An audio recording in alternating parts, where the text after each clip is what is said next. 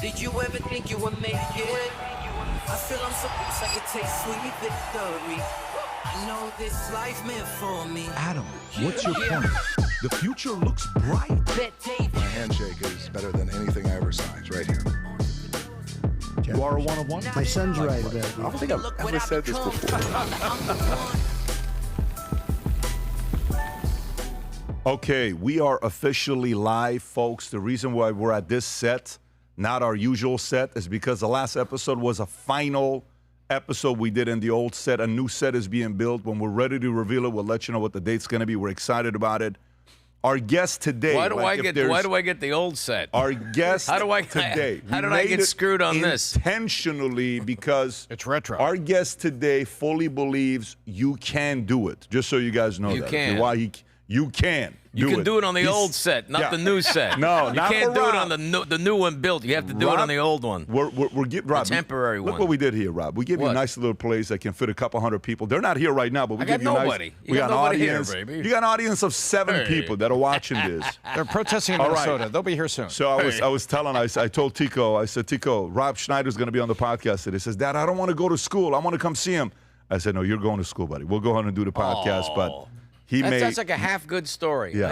I thought he was going to say, and here he is. No, he's not. No, he's at school. He's at school. But man. anyways, okay, so we got a lot of stories to cover, Rob. Of course, some of the stuff that we'll cover with things that you got going gonna on. get serious, I guess. We got the late night hosts, Jimmy Kimmel, Colbert, Fallon, all push conspiracy theories that Trump captured Maduro to distract from the Epstein files. I'm going to get your thoughts on that here in a minute. Conan O'Brien says the Trump comics have been co-opted by anger, just screaming. This is Conan O'Brien. By the way, credit to him for saying something like that. Yeah, no, I appreciate Conan. I've always appreciated Conan. My first job was with Conan O'Brien. With Conan. Well, my first job, it's my first real job at Saturday Night Live, yeah. Was there a live audience, or was was it there. like it was an audience with not like this stuff that we do for you? No, I mean, they had a real set. They didn't give me like the secondary. They didn't go, we're going to Rob, let's bring Rob up, but let's not bring him until, not after we finish the new beautiful set. Let's bring him to the old place. Well, Stick listen, him in there. this No, is- but I really appreciate Conan O'Brien saying that because it's true. Yeah, I'm going to get into it. I'm going to get into it in a sorry. minute when we get into the story. Sorry, Patrick. I want to I'm read all of jumping them. in. I'm going to tee it up, Sorry, and then man. I'll tee you up. Trust me. We'll Sorry. get into it. So let me just read all the stories. Yeah. We got a lot of stuff going on with Iran. There was some stuff that happened yesterday. I think they're saying some reports public are 50-plus that have died, but people I'm hearing from Iran on the streets, it's hundreds of people have died. Internet was cut off yesterday. Reza Pahlavi allegedly was supposed to. There was tweets about he's going to meet with Trump, and then there wasn't. And then now he is complimentary of Trump. I got very direct feedback on that community. We'll respond to the Iranian thing. Venezuela, with what's going on there. Bunch of different new things that are formulating. And then Trump says he's banning institutional investors from scooping up single-family homes. Big deal. Very big deal. Thank you. Marco Rubio making moves on Greenland as Trump extremely serious about buying island valued at $3.3 billion. Let me make an offer first. Yeah. You can't just take the first $3 billion offer. That's you right. You got got to take another one. Well, maybe you can make a public offer today. Trump and Colombian gotta have an president inspection. speak by phone for the first time amid escalating tensions, which is good that they talked. Denmark will shoot first and ask questions later if the U.S. invades Greenland. Think about the way you're talking. From their dog sled. Yeah, they'll shoot first. Shoot what? Exactly. Rand Paul, I will do everything to stop any kind of military takeover of Greenland. So that's Rand Paul. Yeah. And then L.A. Mayor Bass brushes off Palisades fire protests, claims locals are profiting. Gavin Newsom confronts $18 billion budget disaster he helped create. What more can these LA people want? I mean, yes, 17,000 homes gone, or 1,700 homes, but they've built back 4, and you have to look at the positives. Yeah, They were able to cut through the red tape, and in 1 year, 2 of the homes are back. Yeah, You know? exciting It's unbelievable. news. We'll definitely get into that because I don't even think that's his biggest problem. There's allegedly a $250 billion fraud that they're looking into. The billionaire more strategic make strategic moves out of California ahead of the proposed wealth tax. Larry Page, Yeah. just about $173 million two Miami homes right next to each other. They moved to Miami. They left California. 2-bedroom. To come. Yeah, it's a 2-bedroom. 2-bedroom, 1 bath. They moved out here with protests held in Minneapolis. No garage. Yeah, no garage. You have to share the garage. Yeah, after a woman shot. We'll talk about the shooting with ICE video. There's a lot of commentary there. Even the mayor, Jacob Frey, tells ICE to get the F out of Minneapolis. You got to see this video. Another article came out saying, is this the end of American capitalism? Warner Brothers, something funny is going on with Warner Brothers. I'm curious to know what you're going to say about this later on. Warner Brothers tells shareholders that Larry Ellison, who's worth roughly $300 billion, give or take, his wealth isn't enough to beat out Netflix's bid.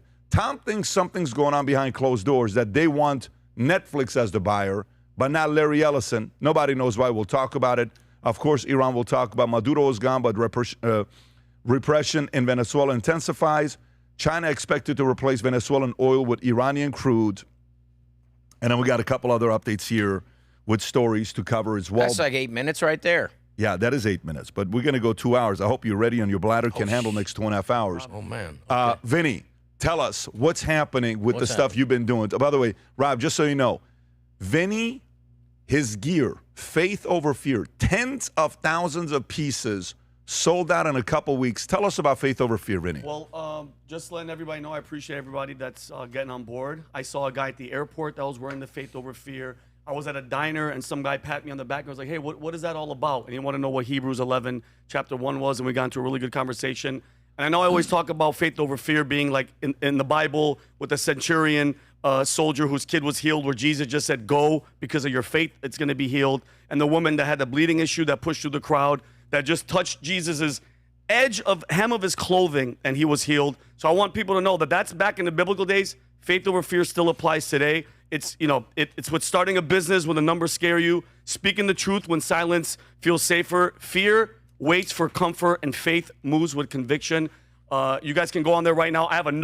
We have a hat that's coming soon. I don't want to give it away, but you guys can go to, is it FLB? VTmerch.com. Oh, VTmerch. Go to VTmerch.com. Guys, we have hoodies, we have hats, rock it, and let people know where you stand. I love it. Go to VTmerch.com, place your order, buy it for yourself, your friends, your peers. Having said that, let's get right into it. I want to start off with you, Rob. Okay, so late night host Jimmy Kimmel, Fallon, all push conspiracy theory that Trump captured Maduro to distract from Epstein files. Rob, if you got the clips, play it. We'll react to it. Go for it. If you were wondering how bad these Epstein files are for Trump, turns out they're Invade Venezuela bad. This is literally the plot of the movie Wag the Dog. The president gets caught in a sex scandal, so he attacks a smaller country to distract us, and here we are, distracted. On Saturday, Venezuelan President Nicolas Maduro and his wife were captured by Delta Force at their home in Caracas and brought to New York. Trump watched the operation unfold in real time from the bunker in his basement at Mar-a-Lago. You can see there he is with Hegseth and Marco Rubio. This mission was called Operation Absolute Resolve, which is a title that was definitely generated by ChatGPT. I'll tell you, my response to that is it's a really good warning to comedians and other hosts and other people who do shows that if you go too far down the conspiracy rabbit hole, or if you just get too politicized, and then all of a sudden you're not you're not in the funny business anymore. You're just in the it's politics, and it's It's really a propaganda through comedic imposition. They're imposing their views, and it wasn't funny, and it wasn't particularly interesting, and it's just factually incoherent. Because believe me, if there was anything in those files about Trump, the Democrats had it for years. They would have released it, but you think they would have hid that stuff to protect Trump? No, it would have been out. Billboards. So I mean. Look, obviously, all that stuff should come out, but the presumption that there's stuff there, how much more of this is it's people see that Russia was the only two people not involved in the Russia-Trump collusion was Russia and Trump. Everybody else seemed to be colluding. So I think the American people see through that. It's just like when you watch the news, depending if you're watching CNN, you have to go, okay, if politics is war by other means, this is war. So it's just a political warfare. So what are they not telling you? And so in this thing, it's just, it's treating your audience like they're stupid or like they're just in your own political echo chamber. And it's like he listens. I mean, I think he's affected by the head writer, who's his wife, who's a liberal. That's the head writer is his wife. Yeah, that's way out there. Jimmy Kimmel's wife. Jimmy Kimmel. No, I know, but the head writer for what? For the show? Jimmy Kimmel's show. For the show is his wife. Did you see the podcast where he looked like he was a hostage by her over liberal white anger and bitterness? Oh, of course. I think it's obviously. Look, Jimmy Kimmel's certainly capable of being funny. I mean, I remember doing. Really? I remember doing the show. He was the MC while we did the Hugh Hefner roast 8 days after 9/11, and he was funny. He can be funny. I think when you get so emotionally vested in something, and I just think it's. I will tell you this right now. There's no way Disney's picking him up after his contract expires in April. They will let it expire, and that's it. Disney doesn't want this. Disney shareholders don't want politics. They just want they want entertainment. They want, and why would you want to allow 50 automatically? Take there's 80 million voters that we don't want to watching our show. It's crazy. I'm sorry. Let me ask you a direct question. He was funny after 9/11, so 24 years ago. When's the last time Jimmy Kimmel was actually funny? Well, I will tell you, you can't really come up with that was a really good zinger. I mean, Jay Leno, you can remember. I mean, I remember his jokes, when he was on the show. Hey, remember when Starbucks Starbucks is opening up another 600 Starbucks, and where can they open it up? The only place I can think of is inside of the Starbucks. He would have. Leno was the best. He was really the best comedian of his era, and and he was. But he was fair though. That's the thing about Leno. He'd call out all sides. All those guys. I mean, Carlson and Letterman. They. Let me finish. He will do that often, and you're fine constantly doing that. Keep going. No, but they obviously, whoever's in power should go after, but with jokes. And I think traditionally Trump has been thin-skinned about any jokes, but I also think those weren't jokes. Adam Carolla was here. He was very complimentary of Kimmel. Like, he wouldn't say anything bad about Kimmel because he said Kimmel's the reason why he came up and all this other stuff. So he's got. But I know that him and they diverge. But we have to move. We all have to. We can have divergent views without demonizing each other. And the problem with what Jimmy Kimmel does and what I just saw is it's just a continuation of the demonization of half of America. And who's that getting? Why was that getting us anywhere? Right. I just think it's again, it's just politics for political gain. It's some sort of propaganda with comedic imposition. This is and the idea that the audience is going to laugh. They're not laughing. They're applauding, in the little political echo chamber. I'm telling you, he won't be there after April. Well, let me read this. Let me read this. Rob, is this Colbert? Let's see Colbert, but I want to go to Conan right afterwards, and I want to get his thoughts on Conan. So go ahead and play this one here. You know what this means? Those Epstein files must be crazy. I mean,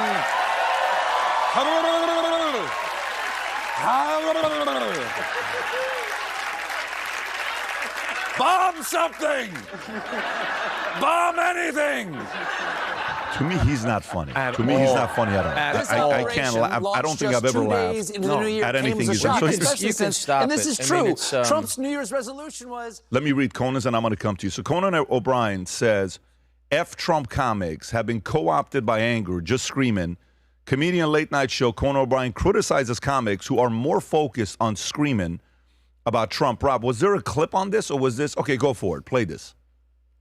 Some comics go the route of... Can we raise the audio a little bit, guys? I'm going to just say F Trump all the time, or that's their comedy. And I think, well, now a little bit you're being co-opted because you're so angry. You've been lulled. It's like a siren leading you into the rocks. You've been lulled into just saying F Trump, F Trump, F Trump, screw this guy, and I think you've now put down your best weapon, which is being funny, and you've exchanged it for anger. And that person or any person like that would say, well, things are too serious now. I don't need to be funny. And I think, well, if you're a comedian, you always need to be funny. You just have to find a way. Bingo. And you just have to find a way to channel that anger into a way that is, because good art will always be a great weapon. Will always be a perfect weapon against power. But if you're just screaming and you're just angry, you've lost your best tool in the toolbox. Rob, what do you say to that? Well, I think that's wonderful, and Conan's very logical, rational, and a good guy. And also, when he did his show, his monologues were about getting laughs. It wasn't about some political indoctrination through comedic imposition. I keep coming back to that. So he's 100% right. We have to be there to entertain. I mean, when I go and tonight when I got 2 shows, I'm there to entertain them. And if I don't make them laugh, I mean, oops, I got to call my kid. She's on her way to school. We're there to entertain, and so yes, I think you can have a political opinion, but it's just like Jerry Seinfeld was saying the other day, and we had I talked to him about that at the Saturday Night Live anniversary, 50th anniversary, because he said, I don't believe that there's a woke thing and blah blah blah, and I said there is woke, and he said absolutely, and he said something like there's no woke canceling stuff, and he corrected himself, I think. And he said to me, no, I'm saying that there is, but you can find a way around it and still find a way to be funny, which is absolutely true. And he's one of the masters of all time. I mean, for his skill and acumen is he's absolutely brilliant. I mean, he literally is a genius of comedy. And but he's right. You have to find a way to get to it. And so it seems like Jimmy Kimmel's just in a war. And before his contract expires, he's just going to continue to try to burn down as much and have a fire going. And I just said, Conan's right. Your biggest weapon is come up with something funny. Mm-hmm. And I think there's you have to go after the people in power. And Trump's in power, and the Republicans are in power. But find a way to do it. I find a way to do it that has a surprise to it. And certainly, it's just illogical to think that. Somehow the Democrats would withhold, really evidence that was, showing Trump in a bad light. If they had it, believe me, it would be everywhere. Rob, here's my thing. As a fellow comedian, that's just hack. That's just the joke that everybody. And by the way, it's been going on for almost 10 years. It's a hack. He's a hack. The other guy's a hack. My question to you is, though, Rob, this is a studio decision. I know his wife is doing the writing, and he's in there, and they're patting each other on the back, and they're loving each other. But from a business standpoint, we saw the numbers a couple weeks ago. They've been hemorrhaging tens of millions of dollars. Nobody's watching. They haven't changed any course. He keeps spitting the same rhetoric. So my question is it the donors that are behind the Democratic Party that just want to just destroy? It's just anti-Trump. Disney, as of this point, does not want the political backlash and will continue the bleeding until the contract's up in April. And then there is no reason financially or a business decision will be to not bring him back. And that's just, I'm not saying personally, it doesn't have anything to do with me. I'm just saying if they make a decision to keep him and to redo his contract or give him a contract extension to Jimmy Kimmel, that's going to be a purely political decision based on not wanting any crap from the violent or I should say the virulent and loud liberal intelligentsia. But that same liberal intelligentsia isn't watching the show anymore. Because even they go like, it's not funny. What am I getting out of it? They watched it for like the first week or the first show when he came back.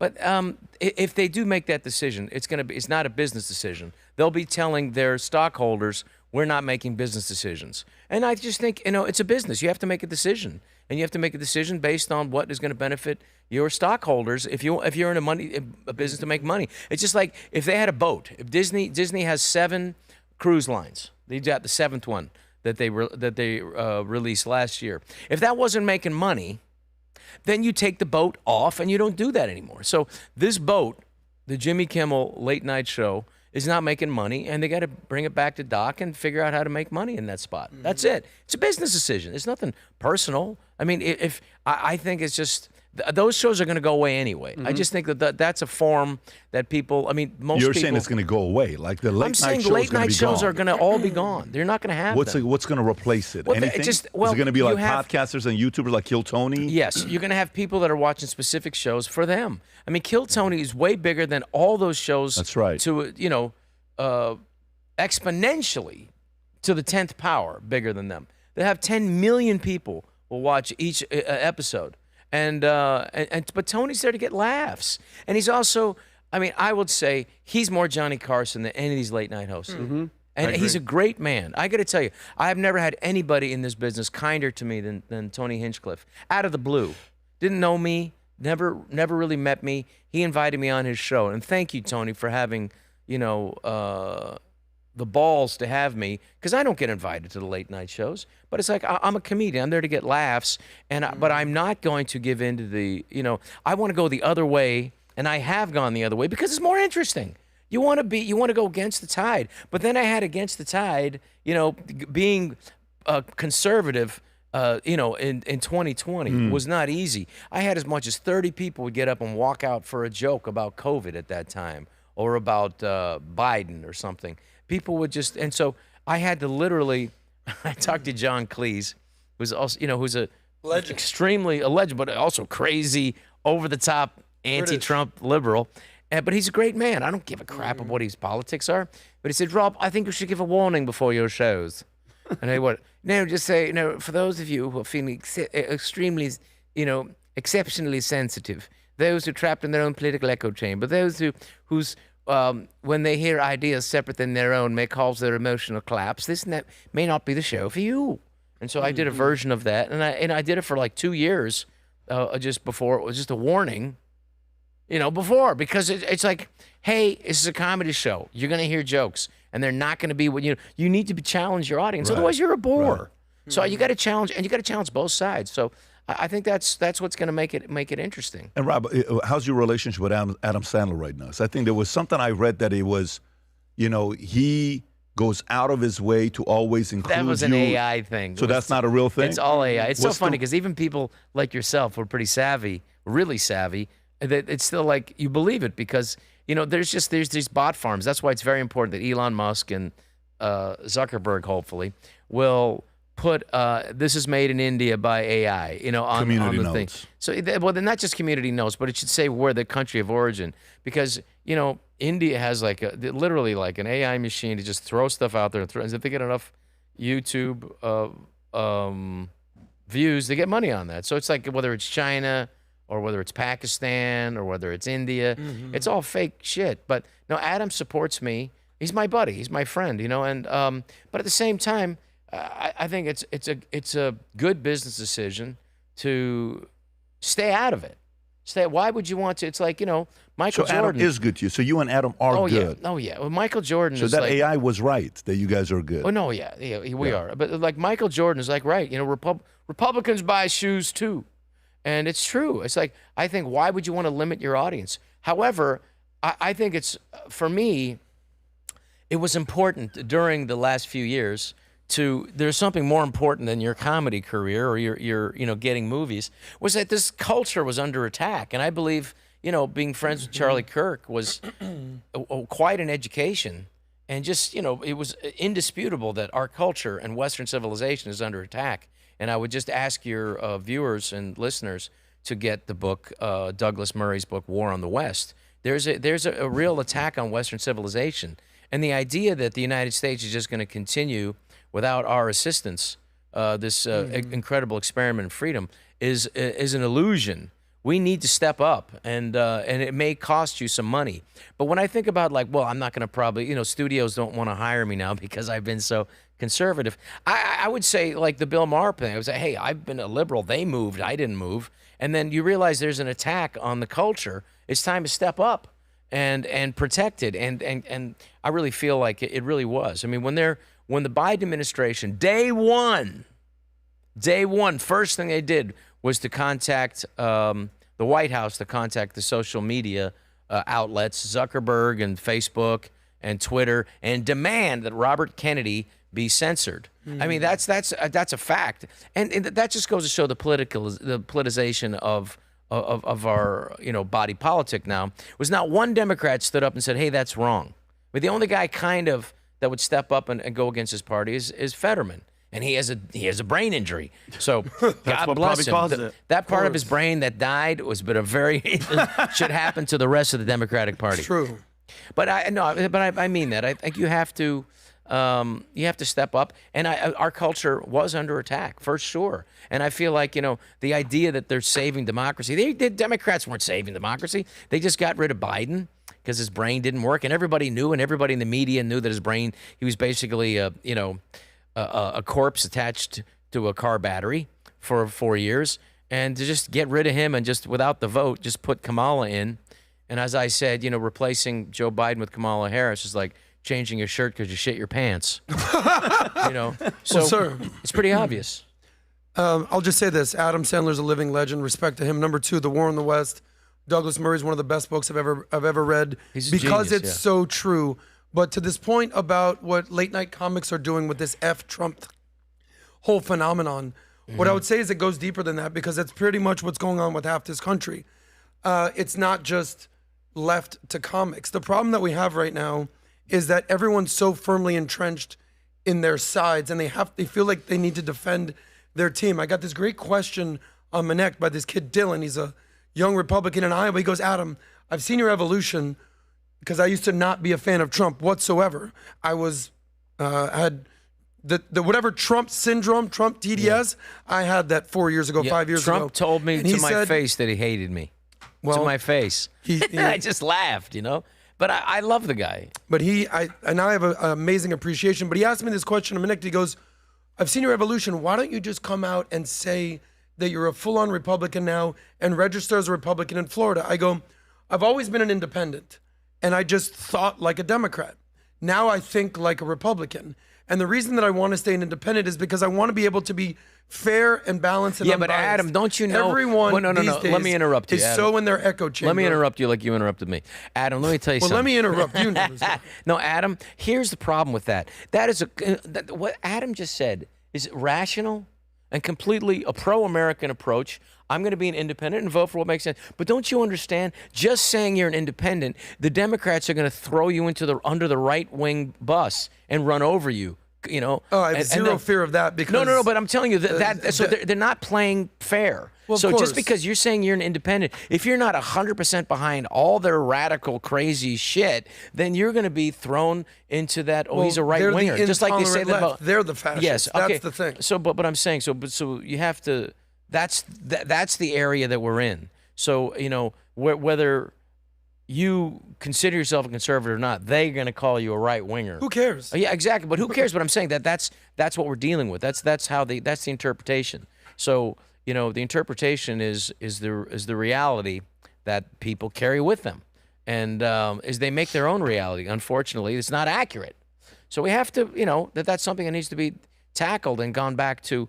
To calming down. Where was the sympathy when Charlie Kirk got murdered? When you had people celebrating dancing on his grave. They had so you have anybody outside your tribe doesn't get any sympathy or empathy, but people in your tribe get an overarching, ridiculous amount of empathy, and it was a terrible tragedy that I wish that ICE officer would not have shot. I really do. Let's get into that story. Let's get into that story, Rob. If you want to pull it up, so. Story comes out, protests held in Minneapolis after woman shot dead by U.S. immigration agent. Rob, I think you probably have a few different clips. Is that the protesting going on right now in Minneapolis yesterday or 2 days ago? So this story, when it first came out, J.D. Vance said it best. I think there's a clip on it because is there any clips that we have of the cars? Well, of course, we're not going to maybe show the main clips, but do you have any clips, Rob, to show what happened? Is this the one? Okay. So this is the clip that we all saw. Actually, no, this isn't the clip that we saw. The clip we saw was the other one, showing the fact that the ICE agent was, defending himself and shooting, and then this clip gets shown. Go ahead, Rob, from a different angle. Speed. Yeah, that's real time. Boom. What are you doing? Whoop. So she drives over the ICE agent. She's trying to. Okay. She drives over I'm going to the... say she was in a crazed... she was not in the right frame of mind, number one. I would say anybody who... Rob, let me go to Vinny first. I'll come to you. Go ahead, Vinny. Rob, and I get where you're coming from. I want everybody to know first and foremost, okay? If she hadn't been committing a crime, she'd be alive. She would still be alive. Interfering with federal law enforcement and obstructing a federal officer is a crime under law. And let me tell you where it is. Under 18 U.S.C. 111, it's a federal crime to forcefully assault, resist, oppose, impede, intimidate, or interfere with any federal officer while they're performing official duties. That's absolutely. number one. Number two, she hit 5 out of 7. It doesn't take away from the tragedy. What I want to dig into, you're 100% right, 100%. But however, you got to know that in any tragedy, there's a confluence of things that are combined to set the stage for this tragedy. I mean, the fact that there's been this overwhelming rhetoric against, federal officers in this nation, this hateful rhetoric, the demonizing, the calling them Nazis and fascists, and creates this situation where people who are vulnerable will put themselves in harm's way, which is what happened. And it's very similar to like the social contagion, which is thankfully shrinking now, of transgenderism, where these kids who are vulnerable, and a high percentage of them, upwards of 80% of these kids who identify as trans, are vulnerable kids who are on the spectrum of autism. Yep. So you have a social contagion there. You had the social contagion of fear during COVID. So you just have these people that are being manipulated through emotion to not make decisions that are in the best interest of themselves and put themselves in harm's way. So while I say I agree with you 100%, it doesn't take away from the fact that it's a tragedy, and doesn't take away from the fact that that was a preventable tragedy. And I mean that. I mean, yes, he was hit, and yes, he's not going to be convicted, obviously. But this is an officer that already got into a situation where he got injured by a car and had stitches in his legs and stuff. Dragged 300 feet by an illegal that they were trying to arrest for, guess what? Assaulting a 9-year-old minor, like sexually assaulting. So that's why this guy is, by the way, obviously, I'm not saying it's going to make him a little on edge, but first, if you think about it, Rob. I think that guy should not be in the field after that. I just do. But I mean, think about it. He loves his job so much that even after that. He loves his job so much, but I think at a certain point you have to make decisions that the individual officers don't get to make. Let me ask you a question. Where's the accountability? I'm going to pick one guy. Tim Walz calling them ICE, Gestapo. I'm saying that's insane. Yeah, no, and what I'm saying is, but this girl. That is a political warfare. No, but there's no accountability for them. How many times have they been calling these people? Do you have the J.D. Vance clip? Well, absolutely. That's. I mean, I'm not saying that's not wrong. I think J.D. Vance puts it clearly, and then Rob, respond to this. Go ahead, Rob. Actually, no, the other here, Rob. Go ahead, Rob. You go. Well, no, I'm saying you have to acknowledge the tragedy. We also. We have to be, when there are citizens that are not in a right frame of mind, we have to, just like in Los Angeles. I mean, this is crazy, but like literally they let people at Home Depot, people who were stealing stuff, they let them go. Why? Because they don't want to deal with the insurance hassle if the person pretends to fall down and hurt themselves. They just don't want to do it. That's how screwed up our legal system is, and the scummy attorneys that would represent them. So, I think when you know that there's something like this, calmer heads have to prevail. And it is. So you're saying he shouldn't have shot? I'm saying he obviously defended himself. I'm saying he should not have. In my opinion, I'm not a police officer. I've never been in the armed services. I'm saying that it was a preventable. That I wish that in situations like this, just like in Los Angeles, or just like when there's car speed chases, you got to let them go. Don't get in front of the car. And I think that's dangerous for everybody involved. Yes, if there's somebody speeding, it's more dangerous in a speed chase to interfere, and then but to that just wasn't a speed let them chase, go. Though. That was a parked car. She did on purpose, which she came and set up with her wife. Her wife or whatever got out of the car and she set up. But Rob, because I was her wife. Hold on, I was a security forces member in the United States Air Force. When it comes to that type of thing, and you're doing a convoy, and somebody's blocking you off, the fear of an ambush, meaning people coming from the side and shoot. You can't be a stationary target. So what she's doing, and mind you, I want to say one thing. This girl, Renee Good, she was an ICE Watch warrior. She was trained to do exactly what she was doing, to resist, to get in their way, to blow whistles, and do all that stupid stuff that she's doing. I understand 100%. No, it's but avoidable. still, but can I show one thing really quick, Pat? Rob, show the video of this police officer. By the way, this is a military veteran from Baltimore. This is an older video of Amy Caprio, who was run over. And by the way, this was on the news, Pat, so they're going to show it. Look at how fast this situation, she's to the side, goes from, hey, get out of the car, to she is dead, and her audio was live of her dying on this call. So look how fast this happens. Go ahead, Rob. This person's in the car. They get in the car. Check this out. What? Boom! Done. She's dead. She's dead. So in this situation, again, the blame goes to the Democratic Party, who has been pushing this rhetoric for years. I agree. Nazi, Gestapo, and everything. I agree. And Rob, to be honest with you, this is what they wanted. This is what Tim Walz, this is what Ilhan Omar, this is what Gavin Newsom, when they say get in the street, get in their face, resist, take off your mask, what do you have to hide for? 100%. This is a I'm direct agreeing result. with you. I'm agreeing with you. However, I'm agreeing with all all their body, that. They want their name. I And now agree. they have it. Yeah, they wanted somebody to they wanted a martyr that they could use sure. for because they don't care about people. None of those The cops politicians should have let her go because, by the way, Rob, what if I'm they walk- saying, if no, they no, drive no, over no, your no. foot, I'm saying, look, I'm saying in what they did by that officer firing and getting in front of the car gave them what they wanted. They gave them the shift of the narrative to the unbelievable graft and corruption and fraud by the Democratic Party to the tune of $900 billion potentially, as Elon Musk said. It could be anywhere from 300 to 900 billion. Literally, it could if you take away the corruption and the fraud from the Democratic Party, it could lower our taxes. Literally, anyone under $500,000 making that, anyone $500,000 or less would pay zero taxes. That's the kind of corruption that Elon Musk thinks we have, those numbers. All I'm saying is simply this. I agree with you 100%. And the fact that there is nobody, that the same people have a certain zero empathy for an officer who's killed in the line of duty exposes them for their hypocrisy and that this is just all politics. Let's do this. Let's listen to what JD has to say. Let's see, because I've been trying to play this JD clip, G. Go ahead and play the clip. I agree Go with ahead. JD. I was actually walking out here. Somebody sent me a photo of a CNN headline about what happened in Minneapolis. And this is the headline. I'm just going to read it.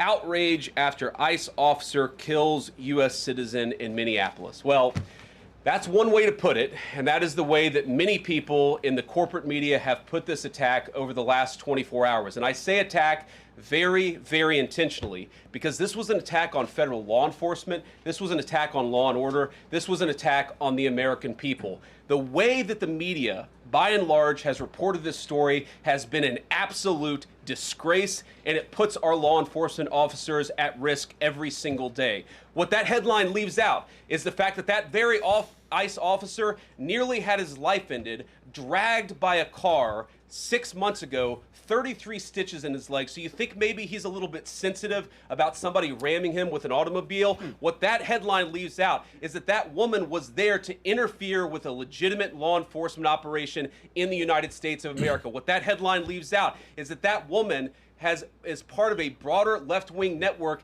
to attack, to dox, to assault, and to make it impossible for our ICE officers to do their job. 1000% If the media right. wants to tell the truth, they ought to tell the truth that a group of left-wing radicals have been working tirelessly, sometimes using domestic terror techniques to try to make it impossible for the President of the United States to do what the American people elected him to do, which is enforce our immigration laws. The President stands with ICE. You can pause it I right stand there, with Rob. ICE.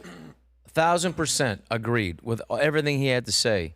And it doesn't take away from the fact that it's a tragedy. And he also said it. I think he also said it's a tragedy. We have to know that a human life here was manipulated and is lost. And all what I'm saying is absolutely the officer was defending himself, but I wish he didn't fire. And I also think that we have to do everything we can in a situation to not put yourself in harm's way. What she did was putting herself in harm's way. And I'm not an officer. This is just my opinion, is that you cannot give fuel to Tom, what are you thinking with this? What You're a reasonable guy. What I think is, Rob, maybe that's true, but let's back up a second. Who was in harm's way? The officer first was in harm's way, and then she didn't put herself in harm's way. She suffered the consequence of interfering with a live law enforcement engagement. That's what happened. And J.D. Vance is right. They want the mainstream media is still run by liberals that hate Trump. And as Conan O'Brien said, it's F Trump, F Trump. So guess what?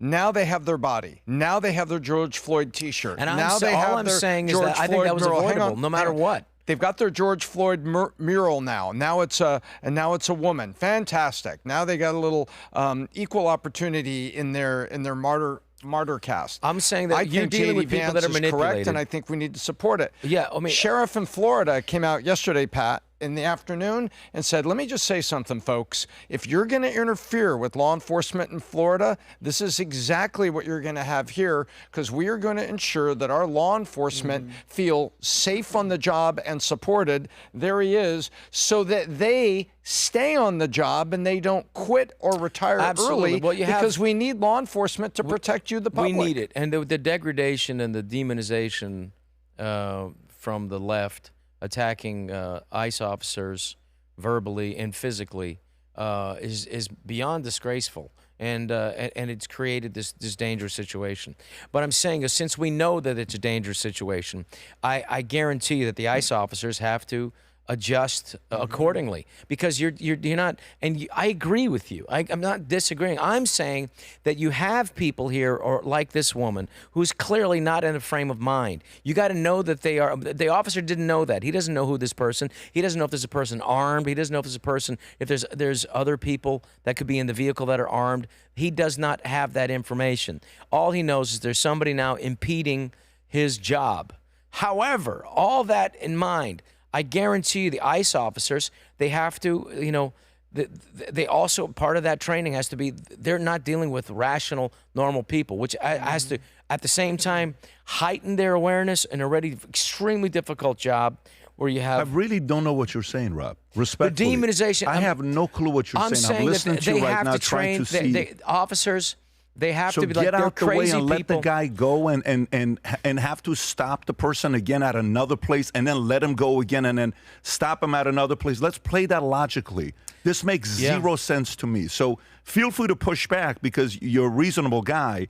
I can't comprehend your reasoning. Don't be in front of the car because they can go forward. Don't be in back of the car because they back up. Don't drive over a cop. Absolutely. Get out of your car. So that's breaking the law. It's like saying, hey, you know, when these guys are coming around, crossing the border illegally, guys, let's not hurt them. Let's not let's just tell them, please go back and do that. I mean, but if it's a truck that's coming over the border, get out of the way. If it's a truck coming over the border, get I'm bombing the truck. And then wait, and then I'm blowing up the truck. Yeah, well, I'm being serious with you. Yeah. If a truck is coming, if I'm a job of being a cop, don't stand in front of it. Yeah, blow it up and stand to the side. And that's exactly what I agree with you. I agree. If there's a truck coming across the border, absolutely, you got to fire. You got to protect your country. I'm trying to really. So, Adam, where are you? You haven't let me said just give a about different this perspective. Yet. If and look, I'm not disagreeing with anything you guys are saying, but J.D. Vance, I'm saying now you have to know you're dealing with mental people. You have to know you're dealing with people that are not in right frame of mind. You have to know that going in, and you have to. Yes, officers have to protect themselves. That comes first. But at the same time, I just think, I guarantee you, the ICE officers. Well, let me do this. Let me go to Jacob Frey, and then I'm going to come to you guys. Rob, play a clip from Jacob Frey. Here's what he had to say, the mayor of Minneapolis. Go ahead. This guy's a piece of shit. Oh, friggin' Nobel Prize. There's little I can say, again, that'll make this situation better. But I do have a message for our community, for our city, and I have a message for ICE. To ICE, get the fuck out of Minneapolis. We do not want you here. Your stated reason for being in this city is to create some kind of safety, and you are doing exactly the opposite. Well, that guy is a lunatic, and we have lunatics who are running our cities. You have that exposes so many things. They would rather have their city fall apart. They would rather have it overrun by people who are not citizens. They don't care about the safety of their particular citizens. It's all a political show, and that guy is a disgrace. And I think you see that. I mean, you. Adam, your thoughts? Sure. So I'll give you a different perspective. Is anybody surprised that this is occurring in Minneapolis, Minnesota at this point? Yeah. To me, this is just an ultimate failure of leadership, whether it's this mayor, Jacob Frey, or Tim Walz. Every major incident that we've seen in this country, for the most part, in the last 5 years, has occurred in one city, Minneapolis, Minnesota. Well, this ICE thing is just the latest thing. Whether it's George Floyd, whether it's the Somalian fraud case, whether it's the BLM protest, whether it's the Catholic school shooting just a few months ago, how much fraud needs to take place in the sanctuary city for this gentleman to take a look in the mirror and say, maybe it's my weird, woke, weak policies that have caused this. And then ultimately, what's the reward for all this chaos in Minnesota? Let's take tampon Tim Walz and make him almost the second most powerful person in this country. To me, Minneapolis, Minnesota is the tipping point for chaos in this country. Let me tell you, Minnesota, I remember when I was a kid in Minneapolis, when I was a young comedian, and I remember it was with another comedian, we were driving to a gig, and we stopped at a gas station, and they took a check from the other comedian. They take a check? How gullible are these people? Yeah. You have the nicest people. I just ran into a bunch of them from Minnesota. Nice, really, really good people. I ran them to the airport, and believe me, they don't want this. They don't want to be run over by people coming in from other countries. They don't want them to be the ones choosing their elected leaders. They don't want crime in there, and they prefer ICE to come in and take out illegals, and that's ICE's job. But you're dealing with a group of people, and they're being manipulated by people who are not good faith actors. These are not people. This guy, this Mayor Frey, he is a bad faith actor. He doesn't have what's best in mind. He's not trying to calm down the situation. He's using political. He's using this as a time to drum things up, to make things more difficult, because it's just a political warfare. That's what we're dealing with. But here's my thing, Rob.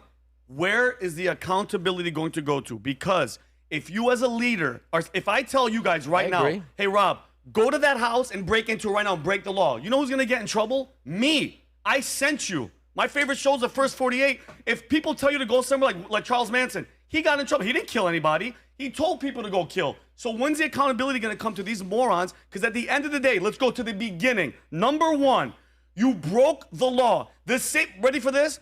George Floyd, who was a scumbag, drug addict, who held a gun to a pregnant girl's stomach while his friends robbed the house. If he wasn't a dirtbag, law-breaking, drug addict who was trying to pass a $20 bill at a gas station, he never meets Derek Chauvin, period. Their paths never cross. And the mental state that you're talking about this girl, she wasn't out of her mind. This is the communist directive from 1943. Rob, can you play it?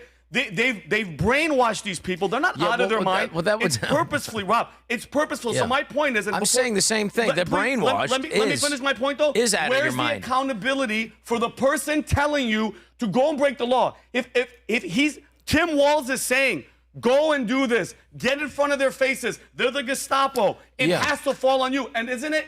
Adam made a great point. It's ironic. The biggest fraud in the history of the country is happening there.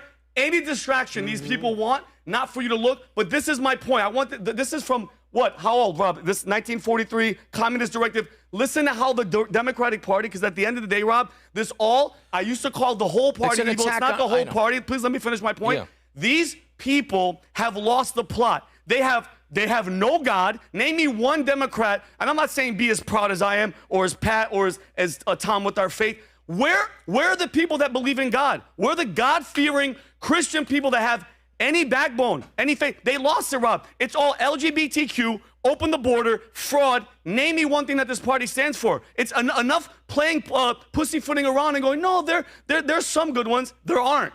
Please play this, Rob, of how this is the mentality of what they do to your brains if you're watching this and you're a Democrat. Go ahead. 1943, 82 years ago. The following where it started. In 1943, the following directive was issued from party headquarters to all communists in the United States. It read, "When certain obstructionists become too irritating, label them after suitable buildups as fascist or Nazi or anti-Semitic, and use the prestige of anti-fascist and tolerance organizations to discredit them. In the public mind, constantly associate those who oppose us with those names which already have a bad smell. The association will, after enough repetition, become fact in the public mind." Boom. Yeah, so Rob, does Tim Walz get held accountable for her life? The blood is on his hands. You can't tell people, go fight, go be illegal, go break the law, and then she dies, and nobody says anything to him. Well, that's an incitement. Any incitement to violence is prosecutable. I mean, he could be prosecuted for an incitement for violence. But it's just become normalized in the Democratic Party. You can just go like Democrats being violent and look it up on YouTube, and it's just all of them just saying, get in the streets, get in their face, don't let them eat at a restaurant, don't give them no peace. So you have it. It's just it is it's evil and it's awful and it's something. But how do you fight it back? I mean, you have to, first of all, we're in such a bad as far as the prosecutions are, we're in bad shape.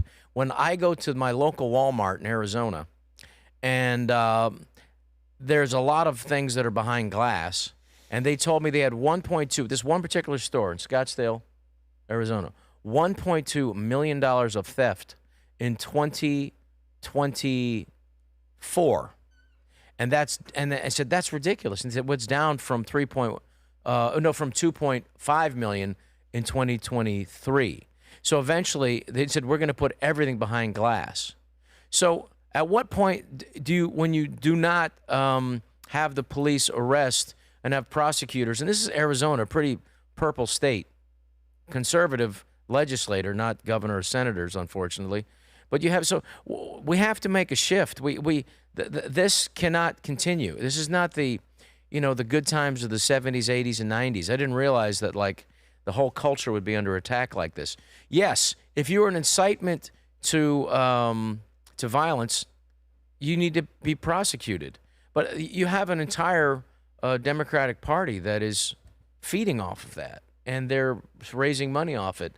And what it's doing is it's creating brainwash. And I know you have a problem with me saying mental problems. This brainwash and mental problems, they get whipped up into this. Let's just go to another term. They're being emotionally driven to do things that are dangerous, and that's exactly what's happening. So, but at the end of the day, like the police officers and the ICE officers specifically, they got to look out for their own safety, absolutely. And all I said and all I mean was like, there has to be a protocol, and there is protocol. You got to protect yourself, but also just it's a damaged person, and I just wish it wouldn't have happened. Okay. And I don't know all the facts on the ground. Let's go to the next story.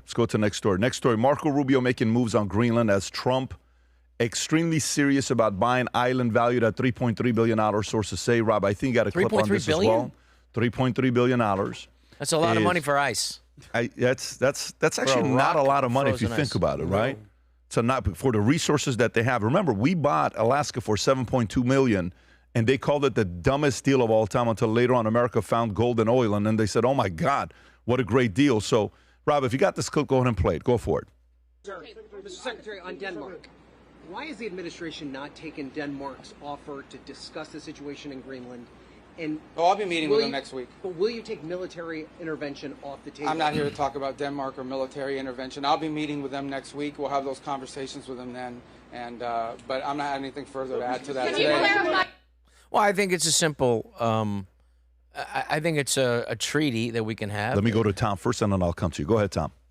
I think what people are missing here is we have an aggressive Russia that's in the middle of a war, and this is the part, this isn't too far below the surface, no pun intended, but their major submarine base and their naval is on the north side. Greenland becomes a strategic listening post, and NATO has been quietly talking about Greenland as a strategic place to, observe Russia and to have military installation there as part of northern Atlantic. Remember, NATO, North Atlantic. This is the area. And so Greenland has been a topic for a while. The Brits and the Germans have been all talking about who's going to foot the bill. When Greenland comes up, there's big bills in NATO. And guess what Trump has been doing? He's been forcing Europe. You know, Pat, he forced Europe to pay their fair share of those NATO bills. Everybody increased slowly, yes. That's exactly. And so what's going on in Greenland, the U.S. strategically, below the surface, wants to turn Greenland into Puerto Rico. It'll have its own independence in this, but it's going to be like Guam, some American Samoa, and Puerto Rico. That's what's going to be there. And then it's going to get military installations there.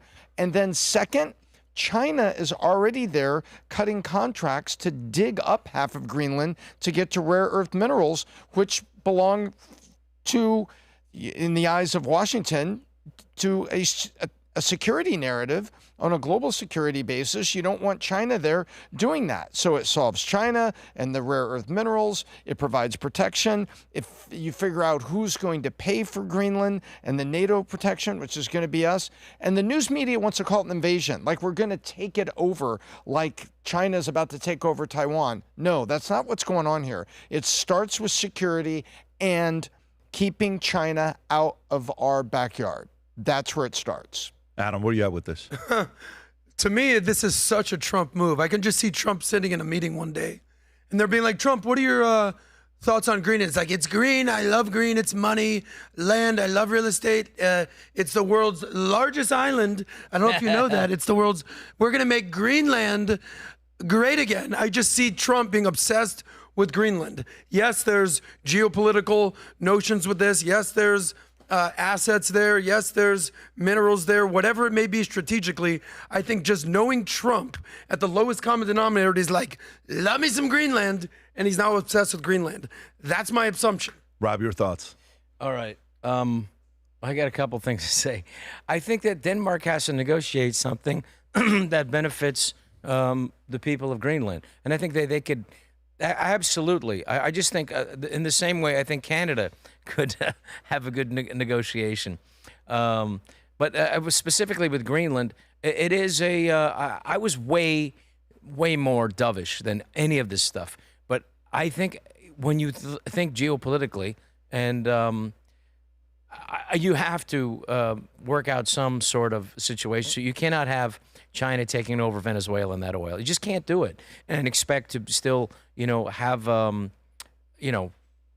have your dominance in this region. And and we need to do that. I would never have thought I would have gotten there. And the same thing with Greenland. They have to work out some accommodation, but they will. And it's a treaty. At the end of the day, they'll come up to Denmark and they'll have some kind of treaty. It's just that Trump comes off to these people as uncouth and bombastic in the way he talks. And I think if it was like Clinton, they would have figured out a deal already.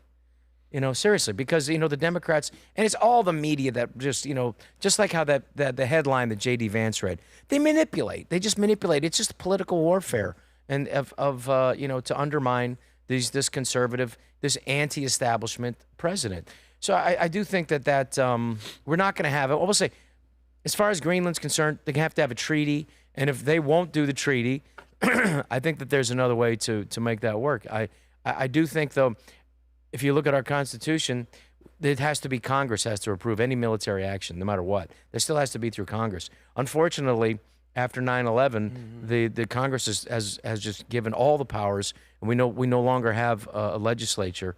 We just have an emperor that we elect. PBD, can I get your opinion on this? Because we saw what the late night comics did. They said that just a diversion, him going after Maduro, is just a deflection after the Epstein files.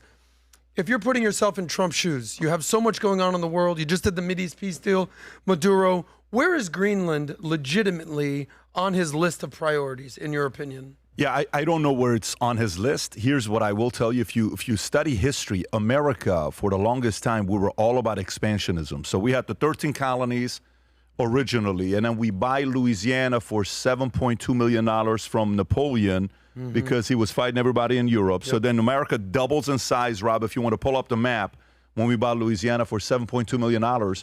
And then from there, we buy Florida for $5 million for nothing. Literally, we buy Florida for $5 million bucks. Yes. And then we go to the only one that we had to go to war for land was against Mexico, which we got California, Texas. Arizona, New Mexico, all of that. Texas actually wasn't war. Texas became its own country from 1836 to 1845, and they even had their own embassy. If you pull up, Rob, Embassy of Texas in London and France. Type in Texas Embassy, London, France, and go to images. If you go to images, take a look at this. This is Texas's embassy right there, Rob. Click on the one you had right there on the first one you had. No, on the first one you had, Rob. On the first one you had, Rob. You had on that on the. Right. Rob, you just had zoom in on that one if you can. Yeah, Texas. That is their embassy in London, and we had it also in France. So Texas chooses to come in and be part of the union, but we have to pay Mexico $3.4 million. We rolled the debt, and we paid Mexico $15 million. And then Hawaii was known as their own kingdom across a lot of different countries. Hawaii comes in, and we're expanding. And then the last biggest expansion president that we had was a guy named James Polk. James Polk draws a line, which he was brilliant, by the way. If you see James Polk's line, Rob, can you type in James Polk border line Cuba, Mexico? If you just type in James Polk border line Cuba, Mexico, go to images, you'll see it. Here's what he said should be the line. Go a little bit lower. Yeah, you can just use that one, Rob, the one you have up. Make it bigger. His line was Mexico needed to be a part of America. Cuba needed to be a part of America. And he was expanding. And then Congress is like, no. If we bring Mexico to be a part of it, we're going to get too many Catholics and we're going to have to give them, it's going to confuse the nationalists that we have in America. So then afterwards, World War I happens. And after World War I, when that takes place, everybody was like, this is going to be the last war. We're not going to have another war after this one, and then we're going to be fine. And they're like, wait a minute. We became isolationists. We kind of are like, look, don't mind anybody's, but we became a little bit scared. God forbid next war happens, because some of these things that we had, we didn't have a lot of weapons. We were not a strong military yet. Then comes the next phase, which is by far the phase that is not the good phase. Post-1950 World War II, when that comes, we decide to intervene in different ways. So we go do coups or sanctions or proxy wars, and that's what we start. We start poking and getting involved in too many elections. That was to stop communism. Yeah, well, no, it was a manipulation. That's because of the whole communism. Let me finish, Rob. Yeah. So this is the whole thing because of communism. But then when that happens after 1950, guess what started in 1947? The CIA started in 1947. So now, since Polk, the first time ever we're getting a president that's thinking about expansionism without killing anybody. It's like hey, we're going to go in. Maduro's out. Here's what we're doing, 30 to 50 million barrels. Quite frankly, if you're American, how do you think America became America? You think all these lands were just handed to us? You say, hey, let me have this land, take it. No, you go in and say, so to me, a part of me is saying, if Trump can go and say, Panama Canal, we're doing this deal, China, you're not getting involved, period. I'm putting this here, it's going to come through, and if you don't, I'm going to come out here and take all the oil from you from Venezuela. If you want to come to the Western Hemisphere, this whole Monroe Doctrine, we're going to turn it into a Monroe Doctrine. The Western Hemisphere's priority is ours. You guys go deal with everything else. So I like that he's expanding and thinking long-term, because forget this term. Go next president.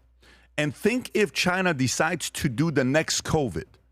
What is the next COVID thing that China could do? So imagine if, one, they shut down the Panama Canal and food and supplies not coming here.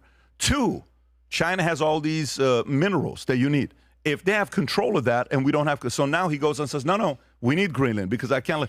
The way he's sequencing this out, if people are not following this, so I support this. I know a lot of people are saying, this is not what I voted for, this is not what I did this. I voted for this. I like the fact that he's playing offense and thinking 40 years. And the more we study history, you'll realize long-term, this is going to protect Americans. Is this going to be beneficial for everybody around the world? Maybe, but I know it's going to be beneficial for America, so I support it. Right. Well, if you take a look at Libya, Somalia, Yemen, Afghanistan, Iraq, those places are not better off with American intervention. I will say that, that was mentioned by Congressman Thomas Massey, who I like a lot, and I know Trump doesn't like him now. But he's wrong about Venezuela, and I'll tell you simply this. All those countries had one thing in common. They had tribes who hated each other, and when the dominating force, whether it was Saddam Hussein, whatever, was taken out of power, then it became this killing field. And that's what happens when America interferes in that region. I will say it's not going to happen in Venezuela because you have Catholics there. Here's what you never hear. Hey, a group of Christians went on a train the other day and stabbed a bunch of people.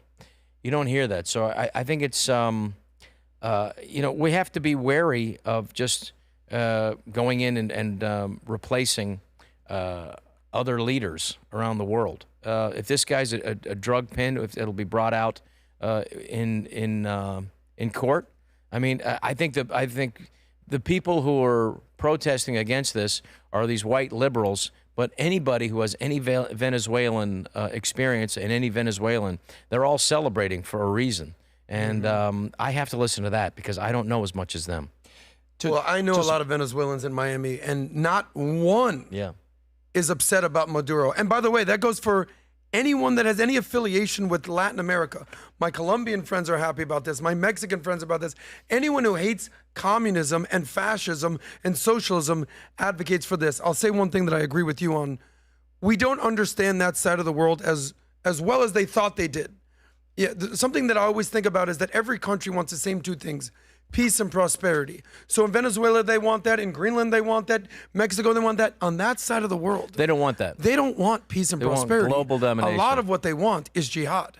So we went in there trying to give them peace and prosperity and democracy. They're like, not so fast.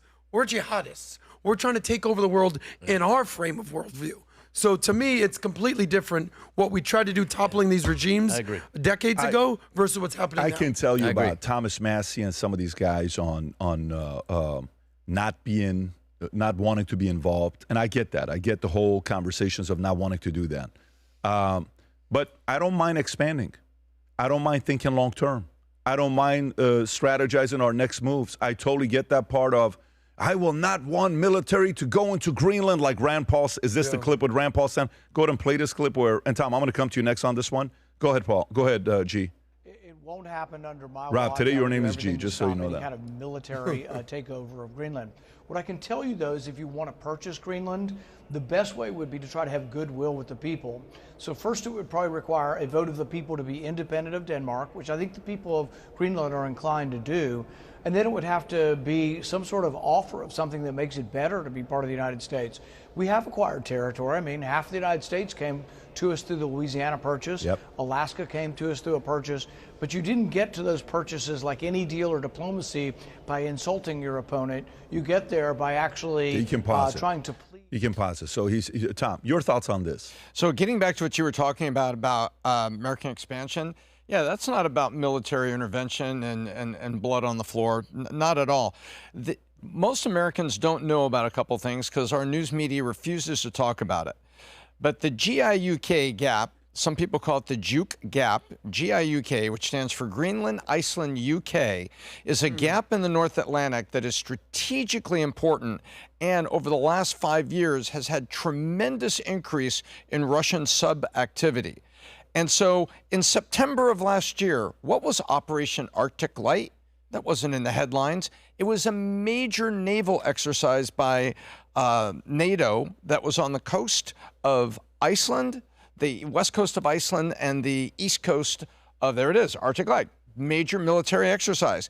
Because NATO came to Denmark and said, man, we got to do this exercise here. We're going to do some testing. We want to be below the ice in the North Sea, and we want to have submarine listening installations. There's things we want to do. And Denmark said, well, I'm a little light on cash this week. I assume you guys are going to pay for it. And there it is. The United States, France, Germany, Norway, and Sweden were part of the bankroll for this. Then let's go back to May. You know what Operation Dynamic Mongoose was?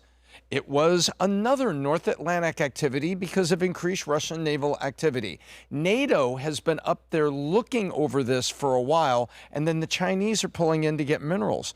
I support this expansion because there's a security element and an expansion element. And let me quote Marco Rubio, the one quote he gave that wasn't on television apparently. He said, look, we're eager to build lasting commercial relationships that benefit Americans and the people of Greenland and Denmark. Our common adversaries are increasingly active in the Arctic. It's a huge concern that the United States and Denmark and the NATO allies share. So if the America expands it, I support what Trump is doing. Look how many parts of this get solved by Trump showing leadership on a world stage and doing this. I want to give Trump a little credit for one thing. I was very frustrated with Trump, and especially in his first term, when the rhetoric and the bombasticness of his words were, we're going to win so big, you're going to get sick of winning, and then we weren't winning. And it was so easy to be like, what now? At this point, we are winning, and his actions are speaking louder than his words. I'll also say another thing. The challenge that he had in his first administration in 2016, he had all these bootlickers around him that wouldn't talk back to him. Look what Mike Pence does. Mike Pence was probably the worst VP for not even counteracting maybe anything that Trump did. Look at the two people closest to Trump now. You have Marco Rubio, who was a foe and was deemed little Marco, that is now maybe the greatest Secretary of State we've seen in our lifetime. And number two, a Trump-hating VP named J.D. Vance, who is a fighter and advocate for him. So in my opinion, Trump is Elon Musk working with people that may or may not he would have aligned with in his first time in office, and they're basically helping him win so big that we're not getting tired of winning. Well, look at Elon Musk as well. I mean, they had their little fight, and they're back and had dinner this week. Look, he's not afraid to meet with people and work with people. And President Trump has done an exceptional job, I believe. And I'm shocked at how I just can't believe that Iranian bombing success. I mean, I'm against bombing anybody in the Middle East, and I think he knows more than I do. They know more than I do. Anybody in the Middle East? Well, I'm against just unilaterally just going without the Congress's approval and bombing. I think that's. But as far as it seemed to be effective to take out, the nuclear everyone ambition. says that, Rob, and I want to get your opinion.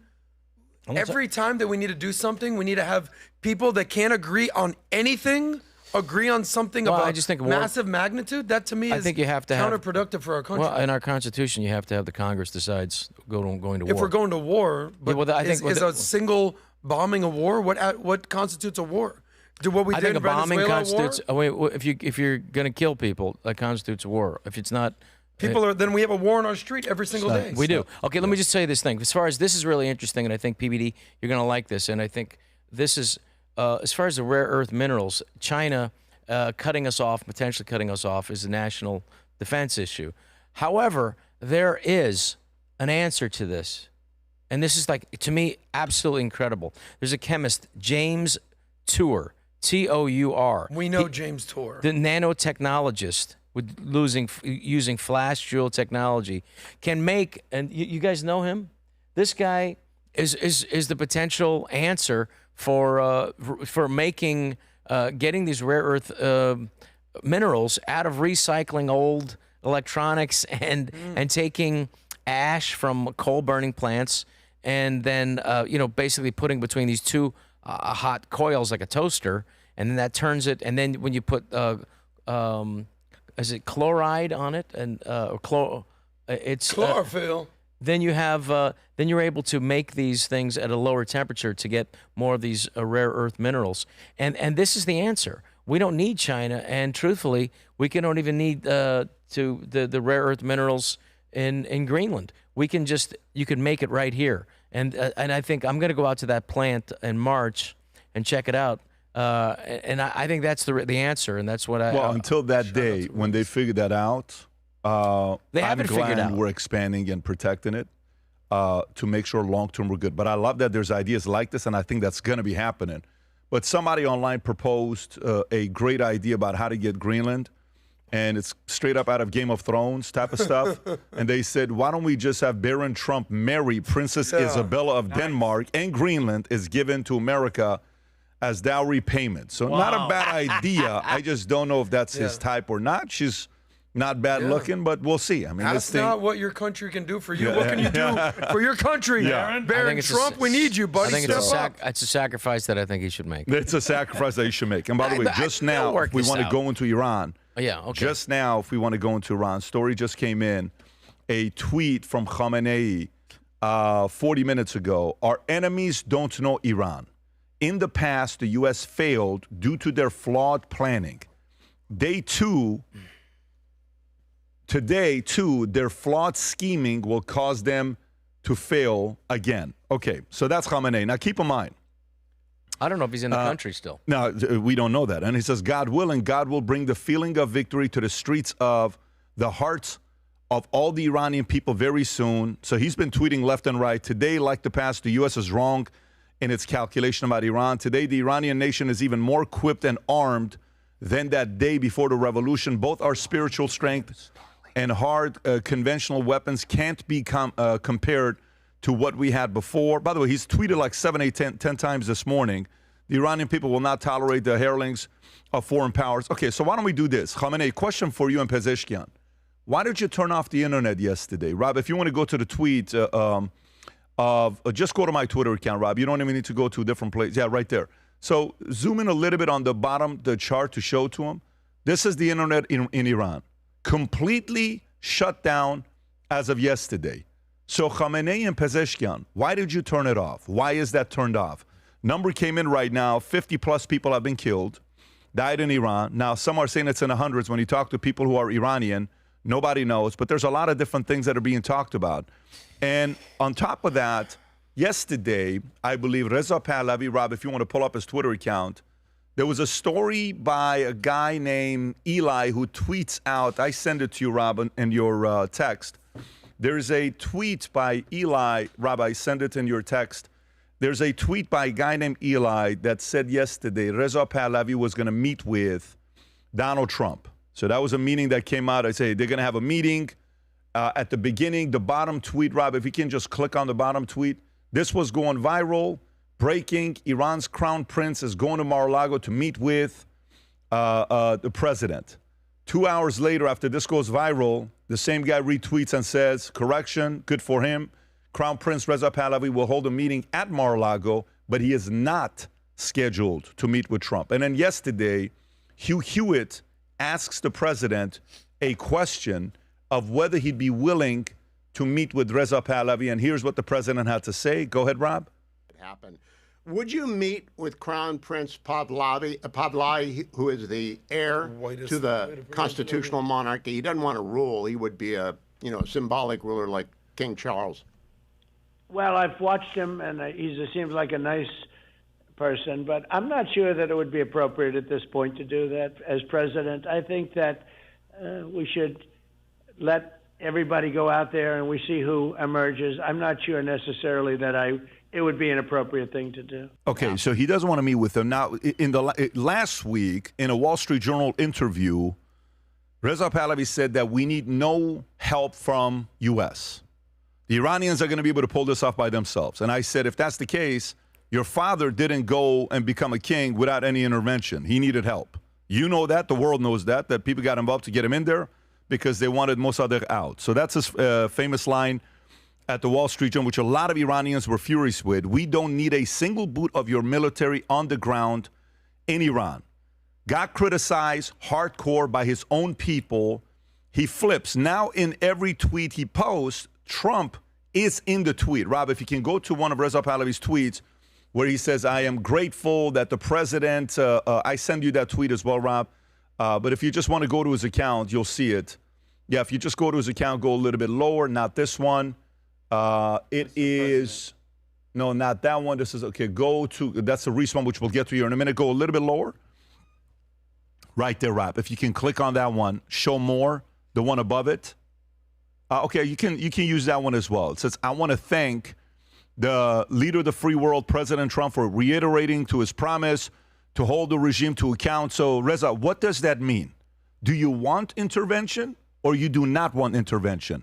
So now you're flip-flopping. And by the way, I want you to know, if you're going to pull it off, pull it off. It is time for others, including European leaders, to follow his lead and break their silence and act more decisively in support of the people. Now, the one thing that we do know is Netanyahu's met with RP many times.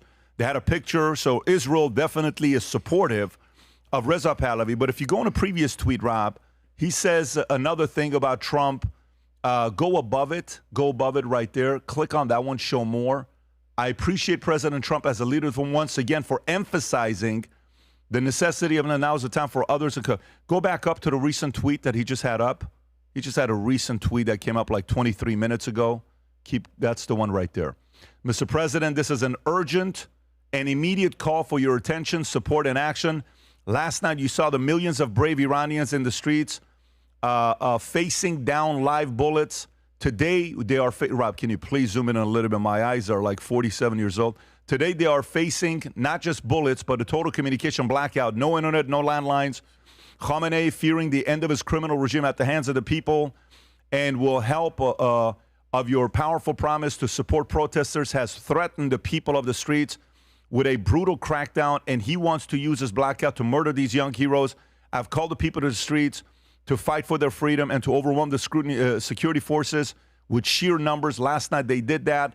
Your threat to this criminal regime also kept the regime thugs at bay. But time is of the essence. The people will be on the streets again in an hour. I'm asking you to help. You have proven, and I know you are a man of peace and a man of war. Please be prepared to intervene to help the people of Iran. Make up your mind. I know that's very Let me clear. just finish this up. Make up your mind. So do you want intervention or not? Now, let me give you the other problem you're facing. And by the way, some of the people online that are like, well, Pat supports MEK. Let me just say this flat out. I had a call yesterday with a higher-ups about MEK. This is what I learned about MEK, to all the people that are talking about MEK. So MEK is somebody that was previously pro-Khamenei, and then they went and helped Saddam Hussein. It's like Marxism meets, jihadists, Islamists combined together. They're like I don't even know if I would say AOC meets Mamdani of what they're doing. I don't even think she's good for Iran at all. But that's a name, that's somebody that's out there. Let me tell you what I'm looking for some of the people that are wondering if I'm paid by MEK. 1 minute, so funny, I saw two tweets. One tweet said I'm paid by Qatar. The other tweet said I'm paid by MEK. And 6 months ago, they said I got paid by Israel. So who the hell am I getting paid by, right? I'm not, we're not taking money from anybody. But this is the reality to the Iranian people and specifically to Reza Pahlavi. Very important for you. Very, very important to pay attention to this. I contacted Kalshi this morning. Rob, can you pull up the Kalshi numbers on who Kalshi sees as the next leader for Iran? Okay, so can you zoom in, please?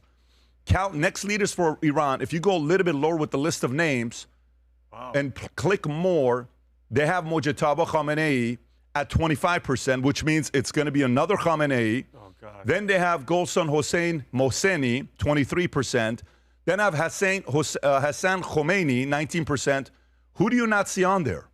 You do not see Reza Pahlavi on there. Nope. So I contacted Kalshi and I said, we need to add Reza Pahlavi to this list. And Iranians, for those of you guys that are in America, this is what the world is looking at. Nowadays, decisions are being made by Kalshi. Okay, for you guys to go out there and sit there and say, wait a minute, how come he's not on there? By the way, Nargis is not even on this list. But Reza Pahlavi's not on this list. So the people that are betting are saying we don't believe it's going to be him. But I do believe he has a shot. Here's the screw up. I would have gladly have said this privately, but he's forcing me to say all this stuff publicly to him. And all the Iranians, I cannot believe, Shoma nemidunun chi harf mizani and all this other stuff. Listen, we want to see this happen, okay? We would like to see this happen. I wish he had competition. There literally is no competition in Iran that's going up against RP. I wish there was. This is why he's so soft. He needs competition. He needs somebody to poke him. He needs somebody to disrupt him. He needs somebody to wake his ass up. And I'm willing to play that card because there's no other candidate. Not Nargis, not any of these other guys. That would be good for the Iranian people. But Reza Pahlavi, pay very close attention, and I'm going to give you a case study of somebody to watch. Venezuela. Maduro was taken. When he was taken, everybody thought it was going to be Maria Corina Machado. What did he do? He says no. He put Maduro's VP in there reporting to Marco Rubio. Marco Rubio is more about intervening. J.D. Vance is not. Watch what Maria Corina Machado did. Pay very close attention because you suck at diplomacy, Reza Pahlavi. You absolutely suck at diplomacy. So I'm going to give you this message, and I'll be the guy that's pushing you around a little bit, and I can be the enemy. Gladly, I'm comfortable with it. It doesn't bother me. All these messages and videos you guys make, you're comical to me because you're so worried about, God forbid, somebody says something to this man that is going to be a little bit too sensitive. You don't talk to him this way. I will gladly talk this way, and you can say whatever you want to say. Nothing is going to happen here. I'm going to be comfortable giving this message. Maria Corina Machado, the worst thing that happened to her to be the leader of Venezuela was when she won the Nobel Peace Prize. The day she won it, she knew, look how wise she is, she knew if I have to exchange this Nobel Peace Prize to help Venezuela be free, screw this Nobel Peace Prize. I want Venezuela to be free. And you know what she just said? She says, I want to fly out to go meet with the president to hand him over the Nobel Peace Prize. And then the president has asked this question. Is this the one, Rob? Is this the short segment? Because I don't want to go through the whole 7-minute one. Sean Hannity asked the question and says, she offered to give you the Nobel Peace Prize. What would you do about it? If you can play this clip, please, go for it. Let me ask you about Maria Corina Machado. I've had her on TV this week. Yeah, she's a very nice person. Okay, she won the Nobel Peace Prize. Yes. When she accepted that Peace Prize, she dedicated it to you. She said to me this week, both on TV and radio, brilliant, that she wants to give the Nobel Prize, her Nobel Peace Prize, the people to you matter more for to liberating her than country. her ego. In 2023, she won over 92% of the vote to be the leader of the opposition. Maduro kept her off the ballot. Do you have any plans to meet with her? And would you accept the Nobel Prize she wants to hand to you? Well, I understand she's coming in next week sometime. And I look forward to saying hello to her. And I've heard that she wants to do that. That would be a great honor. I did put out 8 wars. 8 1/4 because, you know, Thailand and Cambodia started going at it again. I'll put the list up. I give if a you quarter, want. so it's... Yeah. You can pause it right there. You can pause it right there. So remember, look at the diplomacy and the wisdom of Maria Corina Machado, who is like, why the hell would you give me the Nobel Peace Prize? This man prevented 8 wars. You're giving it to me? She's wise. She says, I would much rather give it to you because she knows she's going to need his help. I want to applaud you, Reza Pahlavi. You've been more diplomatic the last 4 or 5 days since I called you out on reaching out to the Trump's camp, and apparently you've been trying to get a hold of their camp. You're taking the right approach, but just keep in mind how she played. That is the best. You are the luckiest man alive to have a case study right now of Venezuela taking place. That is a very similar story to Iran. Make sure whoever's in your ear, you're making the right next few moves. You're going to need his help. This nonsense article you did with Wall Street Journal, I hope nobody ever reads it again of, we don't need anybody's help. You've shifted because you're paying close attention. But if you take this next move properly and you go to the man and you're respectful with him, he comes and help you out, you have a standing chance. I don't know what that role is going to be. I'd like to see you be on Kalshi so other people can vote for it. But according to the people that bet in Las Vegas, they don't believe you're winning. Iranians, go on Kalshi on that. Rob, can we put that link below for Kalshi because the world is seeing this kind of stuff to see who they're going to be rooting for. And FYI, go to another report on Kalshi, Rob, the one that says which leaders are about to fall. Watch this, folks. This is to the Iranians. This is very good for you to see. Watch this one. Zoom in a little bit, Rob, if you can. Who they say is going to go, leaders that are going to be out in 2027. Can you put more, Rob, on the bottom so the names go lower? Click more. Rob, I also sent you an image. Watch this. Look who's all the way at the top. Wow. Khamenei is #1 at 60%. Good. Above everybody. Keir Starmer, Miguel Diaz-Canel, Netanyahu, Zelensky, Orban. He's above it all. So Iranians around the world, if you're watching this, my priority is for you to be free. I'd like to come back and visit first. To the people that are in RP's ear, encourage him to pay very close attention to how wise of a decision Maria Corina Machado made. She didn't play this ego thing. We don't need Trump's help. And he's making the moves. If you don't, you're hurting your own people. The Iranians need Trump. You don't have a military to protect them. Yes, they came out. That's great. But you're going to need Trump's help to be able to help you out with this next move that's taking place. Respectfully. What would what? PBD. What kind of help are you talking about? Listen, what kind of help is the following? You threaten somebody right now and say, I swear to God, if you say anything, I'm going to hit you. Okay? You're Rob Schneider. I wouldn't say that. I wouldn't no, but say hear that. me out. I say there's two threats. Whose threat do you think carries more weight, yours or John Jones? I don't threaten people. That's not the question, though. The question is, whose threat carries more weight, yours or John Jones? John Jones, obviously. No shit, right? So John Jones has got more threats. So but I don't think that's a proper analogy. But I think it's a proper analogy for the following reason. What would be and I'm telling you, I'm answering your question with a question. To me, what I'm saying is with Iran is Reza Pahlavi's threat mean nothing to Khamenei. True that. Nothing. Khamenei looks at Reza Pahlavi and laughs at him. Khamenei looks at Reza Pahlavi like, you're a little boy, you've never had a job in your life. But Khamenei looks at Trump and says, that's not a guy I want to mess with. Khamenei fears Trump. He does not fear Reza Pahlavi. Anytime you're in this kind of a position, just like Maria Corina Machado, just like a Reza Pahlavi, just like these guys, you have to sit there and say, I'm going to need some kind of leverage from somewhere, not even if it's somebody that fears us. I can get things done for my people. So you're talking leverage. You're not talking about. I'm talking about specific military action. I'm not talking about go attack and send troops over there. No, not at all. But just the thought of the person knowing, because when Trump threatens, and he did what he did to Qasem Soleimani, Trump's threats are not lightweight threats. He has a reputation. Sometimes when you build that reputation up as a person that when you say you're going to do something, you do it, that's all you need. Okay. All right. Just asking. I will say, though, we have to be, I just think if you go back to the Shah of Iran and how he was pushed out because Iran was getting at that time 16% of the oil profits in 1952 from the predecessor to British Petroleum. And then when they said, well, we want more, and then the Brits said no. And they said, well, can we at least look at the books to see if we're getting 16%? Then they said no. And then they asked for $1 million from Truman to the Brits to overthrow Mossadegh, because Mossadegh at that point nationalized the oil.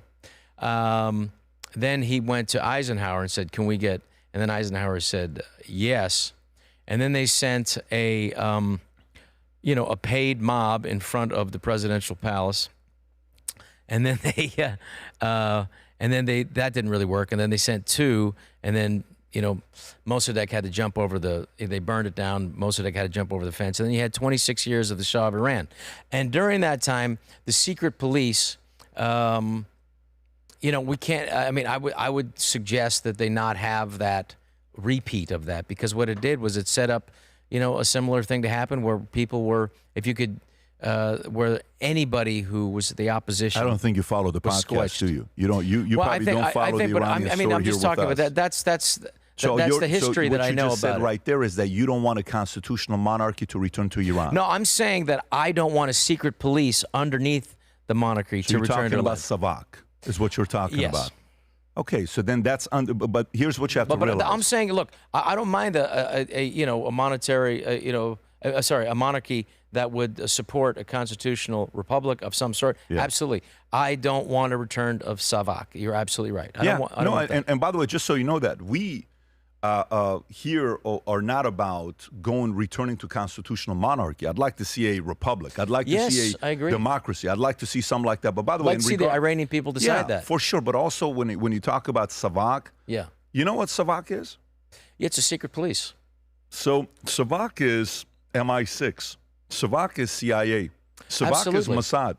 So, but the part about Savak that you have to think about is the way you look at Savak is what Iranians in the Middle East and the world thinks about CIA. Sure. No, so they're not wrong. Yeah. So to us, we have in our CIA, when we go look at the history of ours with economic hitman, we would go to other countries who had resources and say, hey, you're going to take this debt from us. You're going to do business with us or else we're going to kill you. These are documented meetings that we had with world leaders in the past. Yeah. And so that's Savak. I know it's always very comfortable. It radicalized people, and it set up the situation for Khomeini. So I'm saying let's not do a repeat of that. Well, if listen, the Iranian people, let them decide. What happened with Reza Pahlavi at the end is he got soft at the end because he allowed the 3,000 political prisoners when Jimmy Carter's like, release them all. That ended up being Hezbollah's, that ended up being the ISIS, that ended up being all those guys. Yes, when but they I'm talking them. about the 20, respectfully, PBD, if I can call you that. No, respectfully, I think the 26 years of really not allowing any political opposition to his reign created that kind of tension and that kind That's of a fair fear. argument. That's a fair argument for that. Yeah. So, and I think at the end of the day, I mean, you're a rational person who wants what's best for the Iranian people, and that is to your credit, and I think we all do. But I think it's important to recognize in the past. For sure. Just like what's happening now, we're recognizing. I think you're having not a revolution in this country. You're having a counter-revolution to some of the lunacy policies that we've had, like opening up the border to millions of people just to simply. But if I have to say this respectfully, if I have to choose Mohammad Reza Shah Pahlavi, that was still there, and let's just say he never fell in 79 and Savak was still Savak. Let's say Savak is still around till today. If I have to choose what Mohammad Reza Shah Pahlavi did with Savak, and then later on say his son right now would be the king of Iran, Reza Pahlavi, who he's not, versus what Khamenei, IRGC did to the world in the Middle East, 100 out of 100 times, I choose Mohammad Reza Shah Pahlavi and following his son, Reza Pahlavi. Not 80 out of 100 times, 100 out of 100 times. I see your point. And by the way, just so you know, if Mohammad Reza Shah Pahlavi was still, he died, he had health issues, but say his son follows his lead and is close to his dad, 9/11 never happens. So 9/11 doesn't happen. Those 3,600 people that were working in the World Trade Center, they're still around. They're still going to their families. They're still going and spending time with their kids. They're still seeing their parents. They're still able to enjoy the American dream. They're still able to do that. That was due to the fall of the Iranian Revolution. Mohammad Reza Shah Pahlavi, as much shit as everybody from the left, right, and center gives him, he kept the Middle East safe. There was no to little wars in the Middle East when he was the king of Iran. Now, you can call it Savak, you can call it this, you can call it that. And by the way, even him in interviews said that Savak used to do certain things.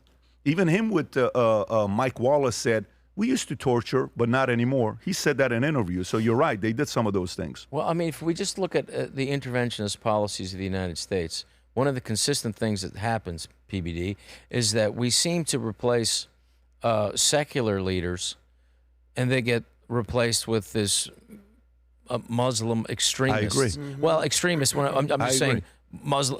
Islamists who actually follow what the Quran says. Yeah. I mean, there's no such thing as moderate Islam. That doesn't exist. So, but I'm saying that's why I don't think I know Venezuela will not be the same, because if you take a look at the other presidents, of intervention, Panama and Grenada every year has like a holiday for commemorating the invasion of Grenada and Panama. So I think that you're going to have a very similar situation, and I think we have to be careful. That for Mexico, that's leaning socialistic, and I think what has made Mexico, which is such an incredible country with such amazing people, lovely people, is that they've been imprisoned and tortured by they'll lose 50,000. In a less than a decade in Mexico. The cartels, they have to eventually go, and I don't know how that is done, but it certainly would make Mexico, for the people, that would be, it would get them out of the prison that is made from those cartels. Adam. Well, let me stay on Iran for a second. So this is what happens when you go full Islamic. The famous line from the movie Tropic Thunder, like, never go full retard. Iran went full Islamic. And we're seeing other case examples of when you go full Islamic, whether it's ISIS, whether it's Al-Qaeda, whether it's Hezbollah, whether it's Hamas, whether it's Boko Haram, you go full Islamic, this is what happens to your society. Speaking of going full Islamic and going full retard, do you see what's going on with your friend Tucker Carlson these days? Who is the Islamic regime Ayatollah playing to use as propaganda in Iran? None other than Tucker Carlson. Do you have this clip, Rob? This is what the Shah, this is what Ayatollah of Iran is playing to indoctrinate his own people, to galvanize them to not overthrow his regime. Go ahead. Wait, stop, Armin. So the Islamic regime right now is literally broadcasting Tucker Carlson interviews in Persian on their 24-hour news channel. The country is in a state of chaos, and yet for some reason, the Islamic regime is choosing to play Tucker Carlson interviews because this is like, you know, it's Islamist propaganda. I'm just filming this right now because if I didn't do this, no one would believe. This is literally what's going on in occupied Iran right now. I listened to that conversation that he had. But did you listen to what she just said? I did.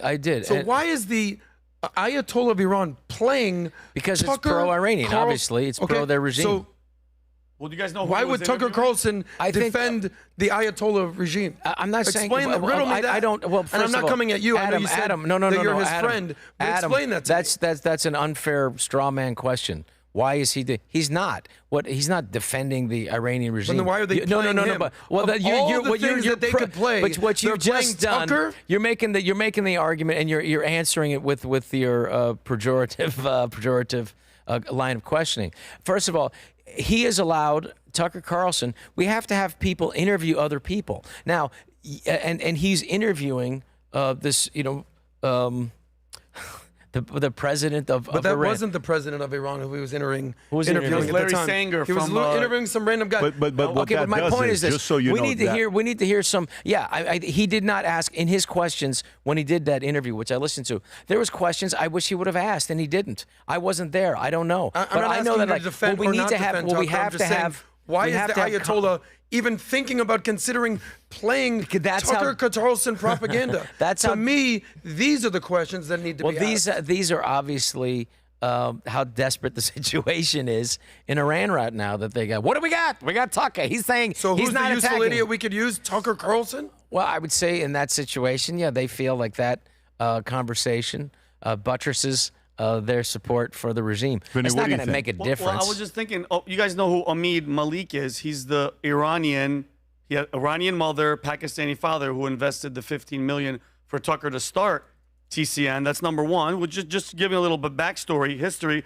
But then, Rob, I'm just curious, did you hear when Tucker was like, they asked him, so you're buying property in Qatar? And he goes, yeah, because I'm an American. I'm an and that's what American Americans do. And it's like, what we do as Americans. Has nothing to do with it. And it just feels bad because he was, if I'm not mistaken, he was interviewing the founder of Wikipedia, because they were talking about, the West and how the West talks about this and that, which, I mean, there is a reason that they're playing him. But Tucker and friends and all that aside, the shift of Tucker Carlson from going like, I get it, criticize America, fine, I criticize America, especially during 9/11 and George Bush. I've revisited that 20 times, but you cannot deny the shift in, buying land in Qatar, them playing you, which, I mean, of anything. By the way, internet's down, complete blackout. Why aren't they playing you, Rob? Why aren't they playing Deuce Bigelow? They're not playing Deuce Bigelow. They're playing Tucker Carlson talking crap about the United States. It certainly doesn't look good. Because he went full retard. Well, no, it certainly doesn't look good. Why do you feel the need to defend Tucker? Because he's not here. He's not here. And also, I think that one of the great strengths that we have and what you guys have and what you have here is, whether you like it or not, is to hear opposing views. And it may be views that you don't like. I'm going to give something that's going to be very weird. And that is, and I got to tell you, I don't agree with it. But at the same time, to just attack somebody, you got to take a look at the totality. And yeah, I think that there is some potential, corruption in the fact that there's not questions asked that I would have asked, but I'm not that guy. Corruption in who? Well, I'm saying that the interview seemed to have the president of Iran. had a corrupt. I mean, there was some corruption as far as I just think journalistically. But that's my So my we're on the opinion. same page that Tucker That's my Carlson opinion. has been corrupted. No, I'm saying that interview I think could have been, but I'm not an interviewer. I don't do that. So I would say, what you do is you can put information out there and Tell let me people why look this at is a it. big deal, Adam. Why is this a big deal that they're playing Tucker? So because originally, what would have made it a big deal if he was if they're showing what clip? If they're showing what clip of Tucker? What would have made it? What clip would I have said? Why are they showing this clip? An interview with who? With the president But it wasn't. of Iran. It was an interview exactly. with Wikipedia guy. Yeah. So because they're trying to rewrite history. Yeah, I don't know, but all I'm saying is who cares if they're showing the clip? You think they're using it to show what? Hey, Tucker's on our side? I'm asking Adam. What do you think is I'm saying, so the fact that they're saying, hey guys, so let's back up a second, if you may. This regime is about to collapse, in my opinion. Okay, sure. On Kalshi, who's the #1 person on the list that's most likely to be toppled? Khamenei, one of the sons. So he's clinging for life. Yes. So what does a desperate animal do when he's clinging to life? He's going to fight back. So he's going to use whatever weapons at his disposal to fight. He's killing his own people. More people have been killed by the Iranian regime. That's not what I'm asking. This year. Yeah. So when you're desperate, you do stupid things. So he brings out this useful idiot, Tucker, to say, hey guys, we're actually good people. Listen to what this American journalist has to say. But what did he say, though? Let me What I'm trying to clarify. say is, what did he say? Yeah, they showed what was a he saying? Larry Sanger clip. Okay. Yeah, I So know. it's First not of all, they're like in free fall. They're in free fall. Defending the regime. But it's not Khamenei. That's Do you the think thing. Khamenei's He's defending the regime. Adam, sensibly. Do you think that they would play a clip of him dismantling the regime? Adam, can I ask you a No. question? Do you think so they're Khamenei using knows a how to- clip of him defending the regime, All saying, right. "Listen, guys, Adam, we're not you're that not making bad." sense. You're not Even making sense. Tucker Carlson thinks You're not we're making great. sense. You're not making I think, sense. Respectfully, I think I'm making complete sense. No, you're not, because and you Khamenei haven't made one valid point. Khomeini doesn't know how to use the internet. He's not doing it. His people, obviously, Exactly. somebody's doing that. But I just want to correct something. I said I didn't say that. I don't mean to say that I think that Tucker is corrupt. I'm saying that I do. There's something wrong in that conversation that he had, because I think that is. He's missed out on an opportunity. It's a question. When you miss out on It's a question. opportunity, Here's what I would at say. some point you say, well, maybe you're compromised. Adam, Yes, sir. here's what I would say. Do I think his positions changed a little bit while he's saying, I've never met anybody bad that's from Pakistan. They've been very good. I've never met anybody. It's a little weird on his positioning with the video and the messaging from 5 years ago, 10 years ago to where he's at today. Okay, I'll give you little that. weird on what's Different, going on. So yeah. There's other examples, but go on. There's many examples to go through, plethora of examples to go through. It's as if he forgot the internet exists and the internet by is the way, forever. I'm not even talking Israel. I mean, I haven't brought up Israel once. The argument against Israel, call it out, control, all of that stuff, I'm comfortable with talking that, as an have that American. debate. I'm talking about Iran and the Middle East. Yeah. I look at this clip. I do think he made the president of Iran seem like a nice guy. Sweetheart. I do think he made it. I would have interviewed him in a very different way. What I'm specifically isolating is this singular video that people are reacting to say what happened. Do you know yesterday, who was the Anna Paulina Luna we had on the podcast? Do you know what clip was going viral yesterday? What was that? Let me show you what clip was going viral yesterday. Anna Paulina Luna, my phone is blowing up. Did you hear? Is this true that What did she Anna say? Paulina Luna said on your podcast that Erica Kirk lost her kids?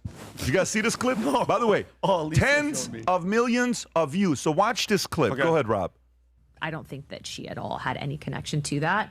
When I see that, it's like you're victimizing the victim, if that makes sense. Because at the end of the day, she did lose her husband. She lost her kids. Like, I was just with her at the White House, and she lost her kids. Yeah, that's right. anyone. She misspoke. No, she misspoke. She meant she lost her kid's husband. Of course, I know she misspoke. What I'm Yeah. trying to tell you is the internet goes and takes this and says Erica Kirk lost her kids. Yeah. I know. That's those what are happened. morons. So the point I'm going to is I'm isolating this clip.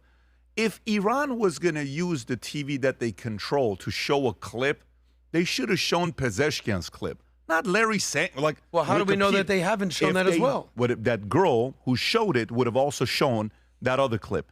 If they did show, like for instance, if today somebody shows a clip and says, here's Iran showing a clip of Tucker with the president of Iran, now I will say Tucker is helping out Iran. But this clip, I don't see point of it. Let me ask you a question. Can I just jump in? Question. Adam, Hold on, can I hold just on. jump in? Let me ask Pat. Why would they show anything of Tucker. So what? Let me ask you a question. You're if also, all of a sudden they show a clip of PBD podcast in Russia, what does that mean? Exactly. If all of a sudden Thank they you. show a clip of us in Israel, what does that We mean? have to look if at- all of, so imagine somebody comes out. You know, the Israeli TV is showing PBD pod. We always knew they were bot. Pump the brakes, Exactly. guys. So We we need have to- to Adam, be Can I really give you careful. one counter argument and then you can go? Can I give one? No. Can I give one, Rob Schneider? No, Adam, you Can I give one? I'm going to jump in. I'm a guest. I'm a guest. So let me speak. You are the I'll guest. Go to Rob, and then So I'll let me come to you. speak, Go okay? ahead, Rob. I know, because what you have is you've already made your conclusions, and you're not listening to any evidence, and that's ignorant. You haven't no, given that is one absolutely shred ignorant. of evidence other than you're friends. friends with Tucker. I am friends with Tucker, but I'm also, that has nothing to do with it. I'm also a logical, rational person, and you are not being logical and rational. Rob, I wanna hear Because your otherwise you thoughts. wouldn't Go make a ahead. straw man Let me argument, hear which you Rob's have. thoughts. The thought is simply this, Adam. You have to look at the totality of what somebody's contribution as a journalist. And yes, I would have asked different questions. And PBD, you absolutely would have been able to ask more pertinent questions that I think would have been helpful in that conversation, and I was disappointed. But you have to look at the totality of Tucker Carlson, that he has made, I would say, the United States and the world a freer place because of his journalism. Is it perfect? Is anybody's perfect? And I think, like, in that particular situation, it wasn't. And I would say corrupt in the sense of as if something was underneath of it that wasn't as good as it could be, just like a corrupt, if you're making a building and then the beams aren't right. There's something wrong in that conversation. Well, whatever. The totality of Tucker Carlson is undeniably that he's made journalism a better place. Is it perfect? No. But is it proof that he's being used by the somebody on the team of the ignorant team of Khamenei's internet group? Is that proof of anything? Absolutely not, Give Adam. you a rebuttal, I will say Adam, that. so I want to go to the next story. The problem is you just walked into my trap. Oh, here it comes. Because here it is. Here we go. Who did you just call out in an amazing, incredible way at Turning Point USA? What was her name? Candace Owens. Yeah. Now, the totality of her contribution to society has been incredible. I don't think so. However, I don't think so. last year or two, she's been a destructive force. And that's exactly what Tucker Carlson has done. I'm not talking about give me the what he said totality. during 9/11. I'm not saying what he said during COVID. I'm saying in the last year, Tucker Carlson, much like Candace, has taken a weird turn where you become anti-American, anti-truth, and anti-normal American thoughts. All right. So, Now, those are. if you're going to call out Candace, how do you not feel like calling out Tucker? Because they're doing the exact same thing. Show me the difference between Tucker and Candace. The last in the last four year. accusations. You can't. The last four accusations that you made in a row after making a decent argument about saying that it's shifted. Yes, there are shifts is happening, but you can't jump to a conclusion that he's anti-American. I think what you have. I didn't say that he's anti-American. You did. You just said. Let's go back and listen to it. I'm saying you said he was anti-American. You just said it. You just said anti-American. The reason I Now said you're that is because he denying said I bought a house in Qatar because I'm American. If you want to be pro-American, go buy a house in Detroit. That's it, but go buy a house in Phoenix. Adam, that's a silly argument. That's a silly argument. Are we saying that Tucker Carlson hasn't making a drastic turn over the last 12 months, where average people are like, "What's up with wait him?" a minute. I say he has. Okay, that's my point. No, but that is my no, point. but that's not. But these are okay. We can say yes, he has. There are concerns. Why is he defending Islam, Muslims, and the Middle East as hardcore as he is? Yeah, valid. That's points, a valid question. That's my. But That's the a other valid part question. here, we have to be very careful. If all of a sudden somebody plays a clip in Russia, in Israel, in Iran, in any of the countries that are enemies, and they show a clip of us, you, what are they going to say? Are they going to say, "Wait a minute, we always knew"? No. Pump the brakes. I just would think say for if they me, show it of you, If they Adam, show I'm going to go one yes. random clip, just like Anna Polina, we all said, "Guys, that was taken out of context." We all defended her without even knowing. Normal people are Nobody that. in We're their right normal mind people. You're should assuming defend Tucker because he's done 100 all of right, those let's go clips. to the next story. Let's go to the next story. Don't agree. Let's go to the We next don't have to, story. Rob. Tom, That's what what makes us story great. do you want me to go to that you have a lot of stuff on? Do you want me to go to California to fire? Is that what you want to do? Let's go to that. Let's go to L.A. Mayor Bass brushes off Palisades fire protest, claims locals are profiting. And, Rob, I think you got a clip on this one as well. So if we go to this, page 9. How did she not get recalled by now? I mean, how does that not happen? Well, let me have her explain it to you. How Go does ahead, that Rob. happen? 1 year after the fires, are you surprised that so much of that anger is directed at you? A little, but again, I do understand the anger. If they need to focus them on me, you know, whatever it takes them to heal and get through this. I don't take it personal. Do you think a reason for that anger is misinformation and people are looking for someone to blame? Well, I do have to tell you that there's a part of it, and this is the part that troubles me the most, is that there are people who have preyed upon people's grief, who are financially benefiting from people's grief.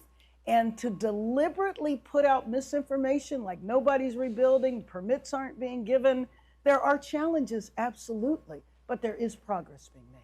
There's a rally being held tomorrow called They Let Us Burn. Right. Is that how people should be commemorating this 1 year anniversary? Well, I don't think so. Again, I think that there are people that are profiting off of this. And that is what I find very despicable. Intentionally putting out misinformation, intentionally profiting from social media, book deals, etc. And I think that that's unfortunate. To me, I hope that it's about healing and moving forward and getting this community back. Every single Palisadian that wants to come back, that should be the focus. You have people who continue to tell me every single time I'm here, this should have never happened. Should this have ever happened? Of course it should have never happened, but I do think that's something that we're all coming to grips with in our world, but certainly within our city.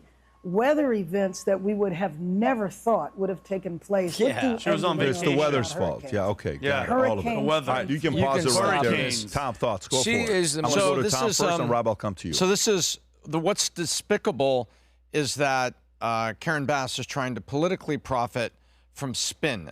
She's turning it into, we need to heal and move forward. That means your point doesn't matter. We need to heal and move forward. Don't look over here. Well, I'll tell you what not to look at. The fire chief and the mayor. She laid off the fire chief. She censured the fire chief. Then the fire chief left. Now they're in court. And that fire chief is probably going to win. The last two articles I saw, Pat, is the fire chief, the legal analysts that were out there in the liberal media were saying, if this goes to court, Karen Bass and people are going to have to turn over all kinds of text records, everything that was going on this, including the report that Kristen Cowley said that she had published about readiness. So I think it's despicable that Karen Bass stands there and talks about healing and moving forward. How about accelerated permitting? How about intervening with some of the insurance claims? How about supporting what's going on there to help people who had homes and were paying taxes, property tax, that part of LA, get their house back without being interfered? How about pushing back on the Coastal Commission in Malibu that is not allowing people to build certain things because the Greens don't want the houses to be back there at all, and so are using the Coastal Commission to say, oh, we're just going to have the beautiful ocean. All these rich celebrities and other people, they don't get their homes back, but we get our coastline back. Karen Bass is trying to profit politically by spinning this into being everything that it's not. And meanwhile, the taxpayers of the city of LA are going to write a check to Kristen Crowley because Karen Bass does not want that court case to go.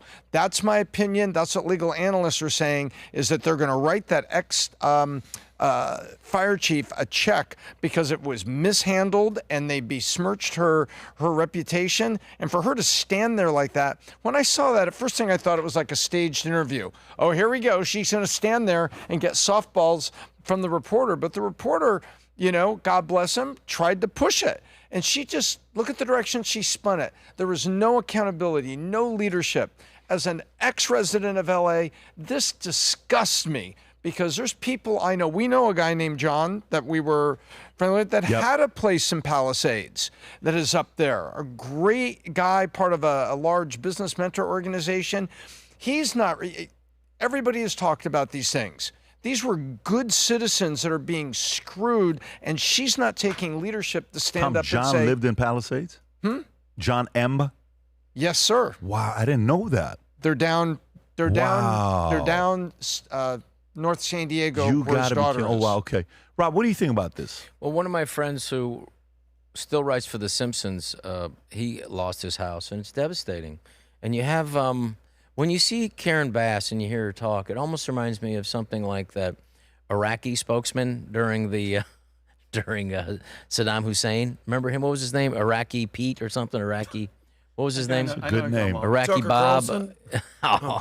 So, and it just, you don't believe a thing that they said, no, we will be the biggest. We will conquer the Americans any day. It's just nothing We will but burn lies. the great Satan to the ground. But what is it about the Democrats in Los Angeles and California in general that have this Hitler in the bunker mentality where they'll go down with the ship? You know, they just, I mean, how does this person, I remember the city council kicking out somebody in the town that I grew up in for trying to raise taxes for $10. This is somebody that had all their houses burned down in this city of Palisades. And how do you not get rid of the mayor? At what point?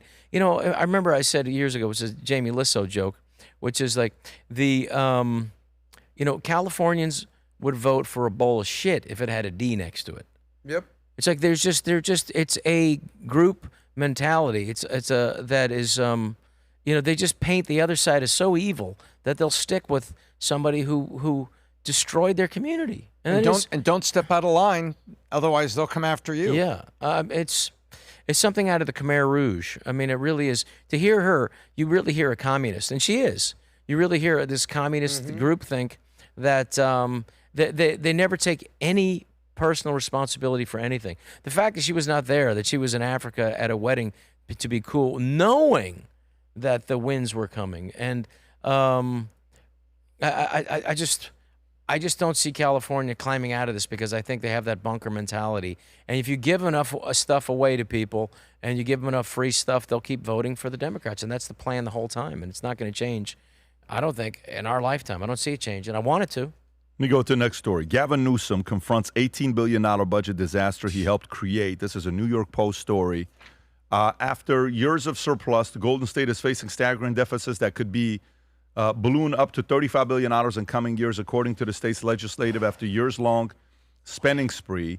Newsom, who's expected to launch the 2028 presidential bill, unveils his plan to stanch the bleeding in a major speech Thursday. In it, he'll posture as presidential while aiming to reassure cash-strapped Californians that he's leaving the state in tip-top shape in his final year in office. Critics doubt it will be enough. Governor Newsom's speech will highlight a lot of claimed wins, but Californians see the lack of results every day, said Senate Republican leader Brian Jones of San Diego in a statement. Year after year, his policies have pushed opportunity out of the state while driving the cost of living to ever new heights for working families. Only about 4 years ago, California was flush with cash with a jaw-dropping surplus of $100 billion thanks to a rockling stock market and COVID-era cash infusions from the federal government. Since then, revenues driven by capital gains taxes on rich shrunk as the economy took a nosedive. Tom, your thoughts?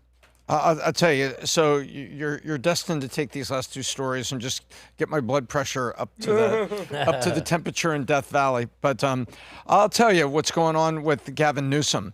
Gavin Newsom wants to stay relevant, wants to stay in the headlines, and wants to keep acting presidential and appearing presidential. But you know what you need? You need a platform and a record. And the record here is pretty gruesome. The numbers are coming out and people are starting to wake up, and you're seeing folks start to pre-cover stories. But this story could have been re-headlined, "Can you believe what this guy is going to say tomorrow?" And this is not coming from hard conservative sources. His speech is going to highlight claimed wins. We did this, we did this, we did this. So he's going to put the spin on the wins, and I hope people look underneath and see what's really going on there.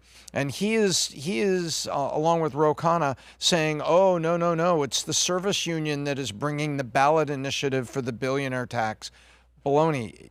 They're doing it, but you got your fingerprints on it. And this is Gavin Newsom. He's going to come out, try to look presidential, take credit for things, but I hope the people of California look to the numbers, and you don't have to look deeply, and ask yourself a question. Is this what you want? Because you have an opportunity to elect a new governor, but the rest of America needs to wake up and understand that if this guy can't run the sixth largest country in the world, then how the hell is he going to run the largest country in the world? Apparently it's the fifth now. Adam. Yeah, well, I don't care about California at all. I've made that very clear. but I do love the United States of America, and I care about the United States of America. In my opinion, and I don't mean this literally, burn it down and start over in California. Because there's nothing good coming out of California. You lived in California 20 years. You were there for a decade. You were there for over a decade. You spent a lot of time Most of my life. there. I don't care Or about 4. California. I literally don't think that any California Democrat should ever see the White House. That could be Judgment Day for America, much like Karen Bass was Judgment Day for the Pacific Palisades in California. To me, elections have consequences. I don't care what happens in California. Burn it down and start over, not literally, but I'll be damned if I ever see someone like Gavin Newsom in the White House. Hell but no. the scariest part about Adam, what you're saying is on Cal-Shi, who's number one, Robert? Who's number one? I'm sorry, I mean G. By a mile. By a mile. But So what? Democratic nominee. And Rob, and this is where, bro, I'm talking about. This is 3 years from an I know, I election, understand, Adam, just like Scott Walker was number one, but hold on or one Jeb second. Bush was number But one. hold on one second. Adam. Literally, whoever's number one never finishes number one. Okay, but let me ask you a question. But I hear you. Who do you think, because real quick, because I want to get to where you're talking about, because you're talking about Adam, evil and biblical, which I love that you went there, because it could be the end. Gavin Newsom's at 35%. Who else, even like a late blooming, who's going to challenge him? We'll see. He's the guy with the hair. He's the guy with the suit. That's what primaries The fat are guy for. the fat guy from Illinois. JB Oh yeah, Pritzker, JB you never Pritzker. know. God help us, but and Rob and guys, Trump was at 1% by the time there were primaries, and then he took down everybody one by one by one. I think I think America is smarter than falling for Gavin but Newsom's this is all Adam tricks. Adam, really? They fell for Russia collusion. They fell for Biden. I know, Biden was in charge. But you're here. They fell for Kamala. Give me, I'm telling you right now. But this is what when I talk about, bro, the opposite of what we are. There is light and then there is dark. This party has been captured by darkness. And if you can't see, I'm not saying you, I'm saying the people in general. I have family members. I have people they're just so far gone. And Rob made a great point. They can't, it's going down with the sinking ship because you know what they don't want to say? You guys were right. We're wrong. They have lost the plot. Well, it's complete evil. Well, can I just jump in for 1 second? If you take a look at historically, the last time there were 3 non-consecutive administrations, you're going to go Nixon, Ford, Carter, and then you had 2 Reagans and 1 Bush. I think what you have now, since we have a Trump, Biden, Trump, if you look at historically, odds seem to be patterns that happen. And I think you're going to have that 1 Trump and then 2 Vances or whoever wins that. Or Rubio. I mean, they would be great. And I think that whoever runs is going to be a sacrificial lamb of the Democratic Party. I'm hopeful because I just don't see it happening in any way, shape, or form. I think, but you have to care about California for no other reason than this. The electoral college votes. I mean, it is unbelievable. What do you mean? Do you think that's ever going to go red? No, but that's why I think I think that's why you need to be concerned about it because you know how tough it is. You guys know how tough it is for a Republican to win. He's got to it was a minor miracle. I think it was the hand of God that helped. You know, every swing state and everything. We just happened to have. We had Charlie Kirk helping with kids. God rest his soul. 22.5% jump with young voters. That's amazing. We got Hispanics. We got Hispanic men, black men. You know, we're never going to, white women we're never going to get. But we did get, a resounding victory, which is great. And we have to continue this because I do think it is a threat against Western civilization. And I think whether the Democrats realize it or not, I think that they are unfortunately playing into the hands of socialism, and they make the mistake of thinking that they want a one-world government, and they make the mistake of thinking they're going to be in charge of it. It's not. It's going to be China. We're going to be some weird, small, slightly freer social credit system, in my opinion. Well, I don't not care about the people of California. I love the people of California. I have friends in California. I'm saying the state legislator and whatever's happening there, I have no love for. You know, they say if there's going to be a plane crash, put your mask on first, then the person next to you. Then, to me, California is so far gone that the last thing I'm interested is putting a face mask on the people in California. Good luck. You guys figure it out. You vote for this. Keep doubling down on Everybody nonsense. always says the mask Best of thing. luck. Can I ask about the mask? Everybody says put your mask on first. Oxygen mask. How often does the oxygen mask come down in a plane? Have you ever been on a plane Have you ever flown private with us? Have you ever been on an oxygen mask? I'm not serious. No, thank God. Okay, but let me tell you though. Yeah, but they so should what use that happens in more often? California. What happens more often than the oxygen mask gap? There's turbulence, right? You've been on a plane with Yes. turbulence. Yes. And if you have a baby, don't you tighten the baby's belt before your own? So I always find Why that. is there a baby in a seatbelt? No, I'm It should be in your saying lap. because the idea is before you help your child, help put your mask on first. I would say that's not a very valid thing, and everybody keeps using that. And I would just say the real thing is that there's turbulence, and if there's turbulence, you help your kid first, unless you're a heathen. So I would just say that's such a false Oh my God! statement. Of all the things, Rob gets pissed off. He's like, you know what? I'm sick and tired of Friggin' first put the your one thing seatbelt on that- before your kid. You know. No, but I'm just saying because Just I get hear this that so straight. many times, and I just can somebody poke a hole in it for once? I And have more thank than you. I just want to let you know, That if I was was a sitting next to you brilliant argument. on a plane, I'd put my mask on That was a first. brilliant Then I'd help argument. you. Oh my God, that was But a it great is a good- argument. I mean, Life changing. All this time. Okay, so let's talk about some of these billionaires that are leaving. Who's leaving? I'm gonna tell you, Larry Page, Google. They're leaving. They Is he just leaving bought, for sure?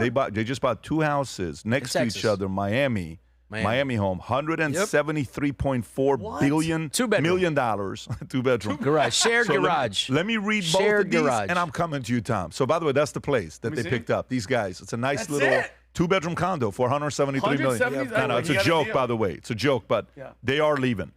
So billionaire makes strategic moves out of California ahead of proposed wealth taxes. Now, this is something we talked to last week with Chamat and some of the other guys. But what is a as wealth the tax? clock ticks on California's billionaire facing a proposed wealth tax, some of America's top business leaders are making strategic moves to leave the Golden State.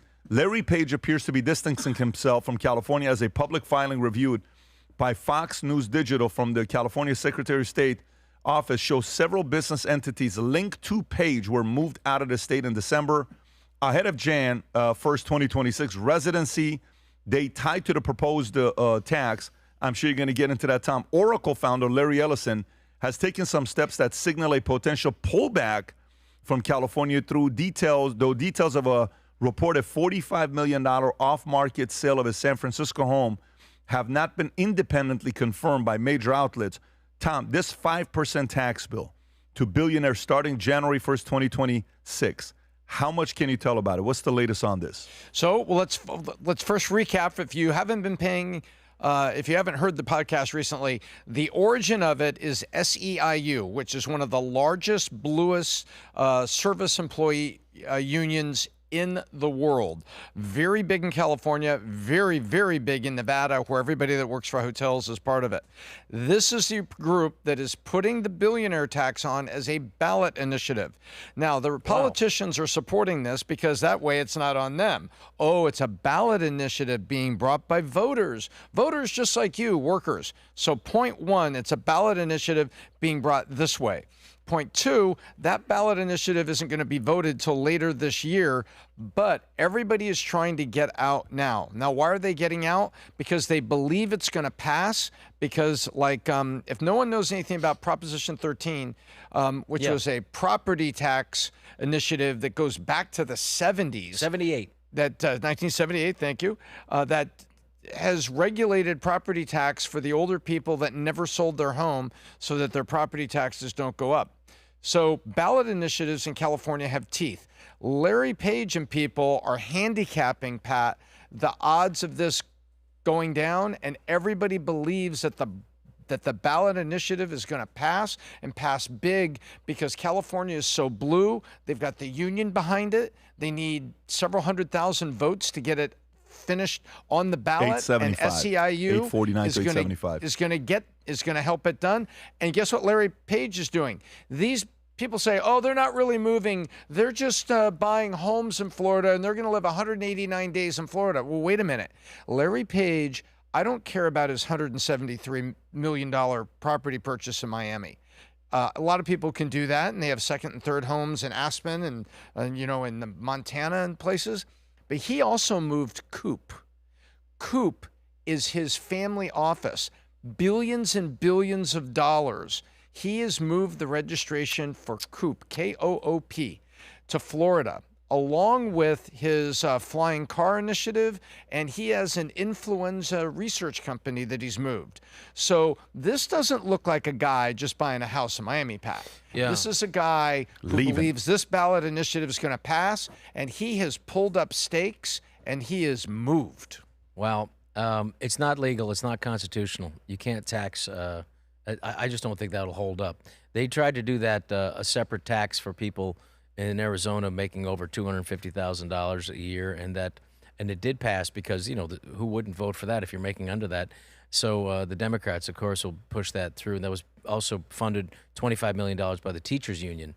That and it did pass, but it got kicked out at the Supreme Court level. So I just don't know. You know, somebody has to look up the Constitution, the state Constitution, and see if you could tax people separately or unevenly. So I just don't think that's. But I wouldn't put it past that it'll pass. But I just don't know if it would hold muster. But who would want to take the chance? Well, thank you for bringing that up. The legal procedure would be that you could contest it, but it's called concurrence. In California, if it's a ballot initiative that is deemed to be constitutional by at least one judge, and this would be the Ninth Circus, and you know what that means, the Ninth Circuit, also known as the Ninth Circus, and they say, it appears to be constitutional to us, it would get implemented and they could start collecting the tax, and then everyone has to fight it, and if they win it and overthrow it, then the state can appeal it. Then you got to wait for the Supreme Court, and then you got to ask yourself a question. If it all comes down, what are the odds that California gives you your money back? So the billionaires are handicapping that and saying, my lawyer may tell me, well, you know, this doesn't have to happen. But Pat, if your lawyer said, you know, option one, Pat, you can move to Florida, or option two, you're probably going to win, but it could take 8 years. It'll be really bloody, and you're going to have to pay the tax on day one. You would look at it and go, wait a minute. Maybe I just move and then let this thing play out. That makes sense. Who the hell is going to risk that? Yeah. Okay, look at this. Will California billionaire tax initiative pass? 49% is saying yes on Calshi. Wow. 49%. That's just today. Wait till the summer. And by the way, when the political Tom, ads rev up. Go to January 1st. It went. Whoop, It was at like 10%. Nope. It started going up on the. And then all of a sudden, fourth, boom. It got up to 49%. It's So, go. Adam, you were going to say something. Yeah. If California doesn't want your billionaires, it will take them here in Florida. Come on down to Miami. You know, Mayor Francis Suarez put his name on the map. Shout out to him when Silicon Valley was asking what they could do. He says, how can I help? And now Miami is now the capital of capital. It's no secret if you just trust, what's this word? Data. Societies that attract and keep billionaires grow, and societies that demonize billionaires will decline. What do billionaires bring to your society? Well, jobs, money, taxes, innovation, opportunity, long-term thinking. California, if you don't want your billionaires, we'll gladly take them here in the 305. By the way, shout out to the Miami Hurricanes. Going to be the national champions this year. Respect. It's going to be good if it's going to be Miami Hurricanes, Indiana. Let's do one last one and wrap up. So Trump says he's banning institutional. Rob, do you have that one? He's banning institutional. Let me go to this one. Institutional investors from scooping up single-family homes. We've been talking about that for a while. This is big. If they It's pull this unbelievable. off, this is very good for middle America. For a very long time, buying and owning a home was considered the pinnacle of the American dream. It was reward for hardworking, working hard and doing the right things. But now, because the record high inflation caused by Joe Biden and the Democrats in Congress, the American dream is increasingly out of reach for far too many people, especially younger Americans, Trump wrote on Truth Social. Tom, thoughts on this? Well, he's calling on Congress to codify it. I mean, let's make a law. Let's do this. I think this is smart. A lot of people say, well, wait a minute. Now he's interfering with this. Real estate's just an asset class. Banks want to buy asset classes. Well, hang on. When you're talking about the power of America, which is its citizens, and you're talking about that we have a situation where, you know, building has been kind of flatlined. I don't think we're going to have more than 4 million transactions for 2026 after 4 million last year, and the housing starts are low. I think this is smart, saying, wait a minute. You know, I don't think it's a good idea that that large banking or private equity simply BlackRock. buy up an asset class like this and rent it back to the American worker when there's a bigger thing here. And the bigger thing is that home equity had been a key part of people's savings, which impacts their retirement. So this is also the federal government stepping in, who needs to be paying for Social Security, which is probably going to get cut, ladies and gentlemen, and stopping this will stop the shortage. Part of the shortage, Pat, will stop, because when these houses get bought up, there's fewer houses for people to buy, and so the price of those houses that are available to general public is pushed up additionally by all that printing of money. Rob, but I think this is a good thing. You have BlackRock. You're talking $5 trillion. You're talking BlackRock owns most of the pharmaceutical industry, if not most of the Dow Jones. If you're thinking about tech stocks and you're thinking about this BlackRock, State Street, and Vanguard, that is more powerful. That is a real unelected group that can force policy, can affect the economy, and is. I mean, if you take that $5 trillion, the buying potential of that, and what they've done to single-family homes, I would just say to you this.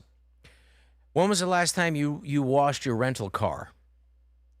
You don't do it. You don't own it. You don't give a shit about it. But kids, how do we expect these young Americans to care about the American dream if they're not given a piece of it? If they don't have the opportunity to earn a piece of it? So we have to do that. When you have BlackRock that will buy a home in a neighborhood for $300,000 and sell it to themselves for $700,000, they're artificially causing inflation and making the house purchases unbuyable for the average young person. I'm talking 30 and under.